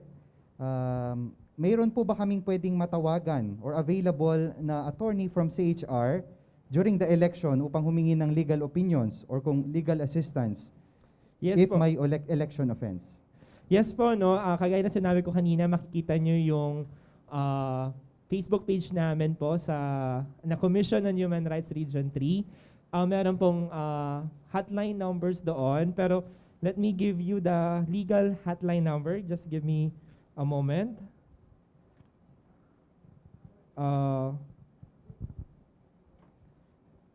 0919-064-3392. Let me repeat that, 0919-064-3392. So, ang mga hotline numbers po, kabilang po itong hotline number na binanggit ko, 24/7 po itong open. So, pwede po kayong tumawag dito kapag meron po talagang nangyayaring mga human rights violations, especially during the election, day before the election, or even after the election. So, ako po may access po ako dun sa Facebook page namin din. So kung meron kayong mga katanungan, i-direct nyo na lang po, lagay nyo na lang po, attention, Attorney Aloy. Yung number naman po na binigay ko, hawak po ito ng legal division po namin. So lahat po kami may access din sa number na ito. Pwede nyo po kaming tawagan agad-agad para makapag-QRO po kami. Ano yung QRO? Quick Response Operation. Mapuntahan po namin agad kayo para sa inyong mga pangangailangan at maimbestigahan yung kaso. Thank you po. So dahil po maraming mga tanong na magaganda, ano? Pero pipili na lang po muna tayo. Pwede po natin silang itanong or isang guni sa kanila also during the break and after our this program. Pero pipili na lang po tayo. Last 3 questions po tayo. Ito po mukhang mahalaga siya kay Attorney Alexi. What will be the sequence in voting in the isolation polling place? Ang sabi po ng COMELEC ay pareho lang po doon sa normal na procedure. So yung mangyayari po ay maiiba lang po yung lugar kung saan kayo boboto. Pero yung proseso po ng pagboto ay ganun pa rin. Yung i-identify po yung identity nyo, i-verify, bibigay po sa inyo yung balota, at syempre po ay ipapasok nyo yung balota sa VCM. Ganyan pa man po yung proseso po ng pagbigay ay parang yung mga nakikita natin sa mga establishments. Yung ilalagay nila sa lalagyan, tapos tsaka nyo kukunin doon. Or yung pag may ibibigay kayo, halimbawa yung ID nyo, ganun nila kukunin. Kasi po kailangan po ng karagdagang pag-iingat para po makaboto pa rin yung sinususpetsyahan na may COVID. Ayun po yung procedure. Thank you po, Attorney Alexi. Another question po for Attorney Alexi. Who is authorized to assist in express lanes? PPCRV authorized po ba? If inunahan po ng mga partisan poll watchers, ang mga PPCRV volunteers, and naka-experience po sila ng bullying, and nag-insist pa rin po ng mga partisan poll watchers, ano po ang immediate action na pwedeng gawin? Okay, so ito po lilinawin ko lang po, ito po mga assistors na sinasabi na binabanggit sa tanong ay yung assistors ng mga PWD at mga senior citizen. Yun po. So, sabi po sa batas ay may order nga po. So, dapat ay yung relative within 4th civil degree or yung susunod po, kahit sino pong nasa household noong PWD, senior citizen, or illiterate. At ikahuli po ay member po ng electoral board. So, kung hindi po pasok doon yung mga poll watchers or yung mga taga-PPCRV ay hindi po sila pwede maging assistor. Pero kung may nangyari pong panggugulo, ay pwede rin pong magsampa ulit ng complaint through affidavit po. Nasabi ko po kanina, yung kahit anong forma ng pag-disrupt po ng election process, tingin ko po ay pasok yun. Pasok yun dun sa election offense na yun. So pwede pong ireklamo yung mga nanggugulo na mga tao doon sa loob ng polling place. Thank you po. And for our last question, as per our COMELEC officer, PPCRV volunteers are only allowed outside the polling precincts and voters assistance desk. Is this a new ruling as per COMELEC resolution? Pwede po kasing mangyari na actually yung nasa rules po ay may designated place nga. Pero sabi rin po ng COMELEC ay maaaring hindi magkasya lahat ng poll watchers doon sa area na yon.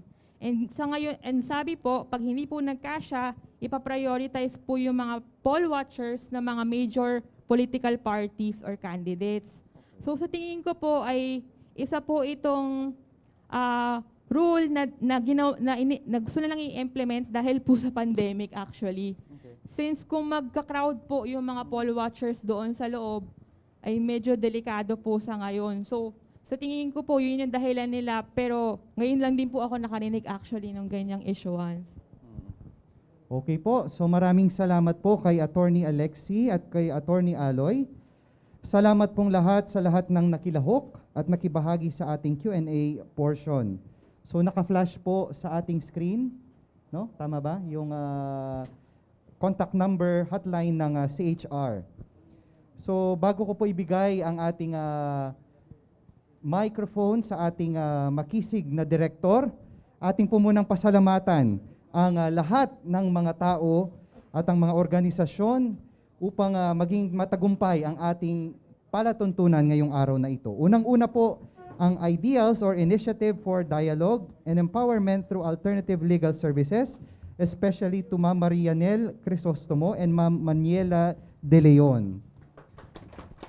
Pangalawa po, ang sa Commission on Human Rights, sa kanilang pagbibigay ng sarili upang maipalaganap ang kaalaman sa karapatan at ang pagiging makapilipinas, lalong-lalo na ngayong darating na halalan. And especially po, we would like to thank our speakers na si Attorney Alexi Calda ng Ideals at si Attorney Aloy Renz Santos ng Commission on Human Rights. Palakpakan po natin sila. Siyempre po, kung hindi po rin sila in-endorse ng ating Catholic Bishops Conference of the Philippines at ng CBCP NASA na pinamumunuan po ni Bishop Ambo David at ni Bishop Jose Colin Bagaforo at ni Father Tony Labiao sa pagsuporta ng layunin at misyon ng Ideals at CHR. Siyempre po, pasalamatan din natin ang ating Arsobispo, ang lubos kagalang-galang Florentino G. Lavarias, sa Social Action Center na pinamumunuan ng aming makisig at masigasig na direktor na si Reverend Father Kenneth D. Alde. At siyempre ang ating venue, Efata Development Center, at ang ating mga media partners, ang Social Communications Ministry ng Archdiocese ng San Fernando, Pampanga, na pinamumunuan ni Reverend Father Al Manakmul III at ni Brother Nigel Ian Laksamana, kasama ang Social Communication Ministry ng Good Shepherd Parish, Bulaon. Kasama din po ang ating radio station, ang DWBL 91.9 Bright FM na pinamumunuan ni Reverend Father Joseph Mary Bakay. Palakpakan po natin sila. At siyempre po sa lahat po ng miyembro ng committee ng PPCRB Pampanga dito sa Social Action Center at sa lahat po ng ating mga panauhin na nagpaunlak sa atin, lahat ng city, municipal, and district coordinators at lahat ng volunteers ng PPCRB Pampanga na walang sawang nagbibigay ng sarili upang maglingkod sa Diyos, sa simbahan, sa tao at sa bayan. Palakpakan po natin ang ating mga sarili. At sa lahat po ng mga tumutok ngayong araw sa ating programa, maraming salamat po sa inyong lahat. At para ibigay ang pangwakas na mensahe at ang panalangin at pagbabasbas, ating pong i-welcome ng masayang palakpakan ng Executive Director ng SACOP at ang Chairman ng PPCRB Pampanga, walang iba kundi si Reverend Father Kenneth D. Alde. Yay! Sabihin po natin, I am blessed. Sabihin sa katabi, I'm happy you are blessed.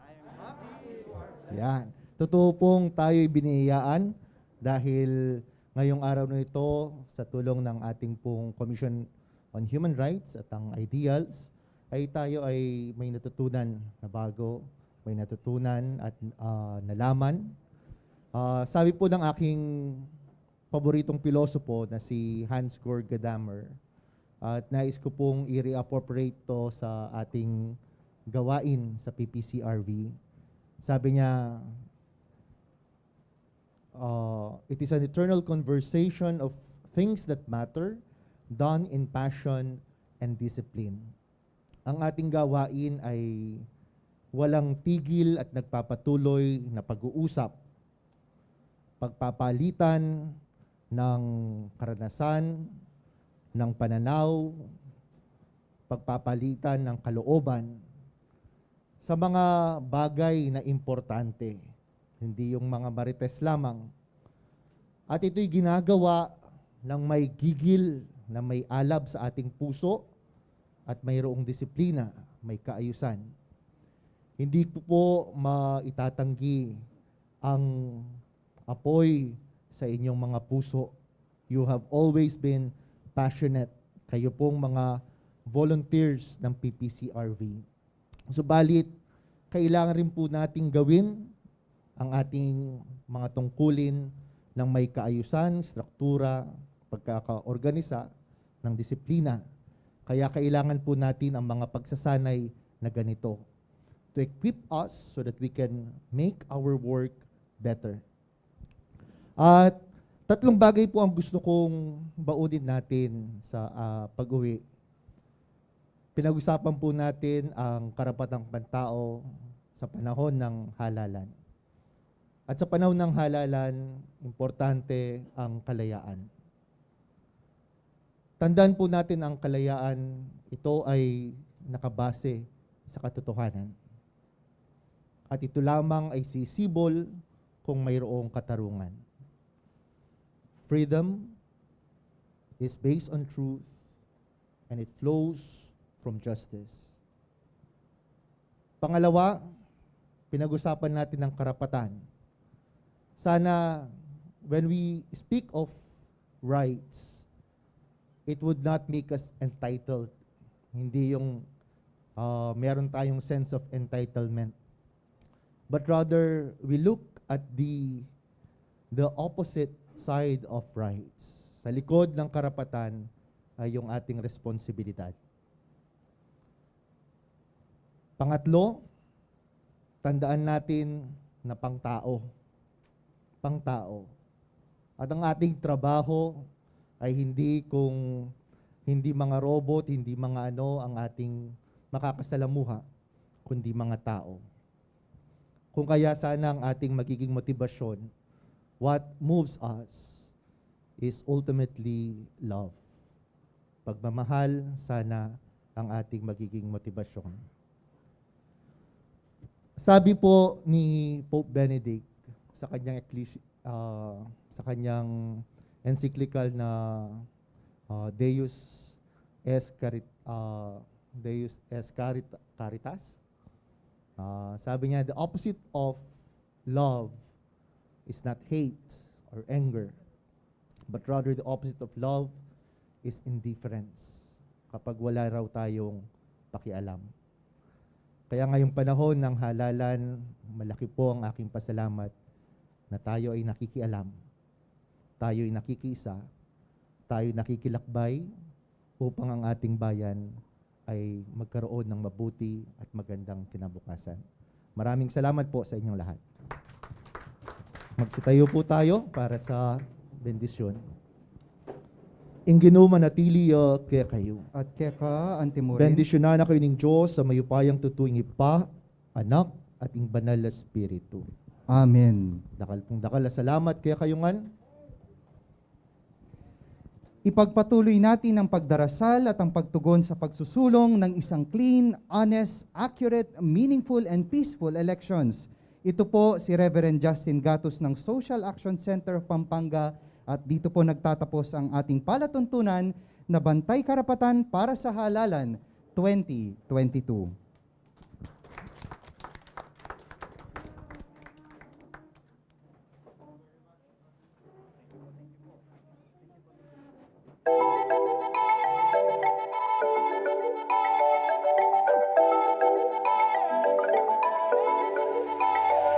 Sa pagpili ng liderato, laging tatandaan, dapat nasa kanya lahat ng katangian na maka-Pilipinas, maka-Pilipinas, na maka-Pilipinas. Iboto ang maka-Pilipinas, na maka-Pilipinas. Taong may respeto sa buhay at pamilya, makabuluhan at matinoong pamumuhay. Siya yung makapagtataguyod ng kabutihang panlahat, di mangiiwan, makakasama ang lahat. Makatotoo, hindi sinungaling, makalingat, maalalahanin, makatarungan, makakalikasan, iaalay ang buhay para sa bayan. Sa pagpili ng liderato, laging tatandaan, maganda sa kanya lahat ng katangian, na maka-Pilipinas, na maka-Pilipinas, na maka-Pilipinas. Iboto ang maka-Pilipinas.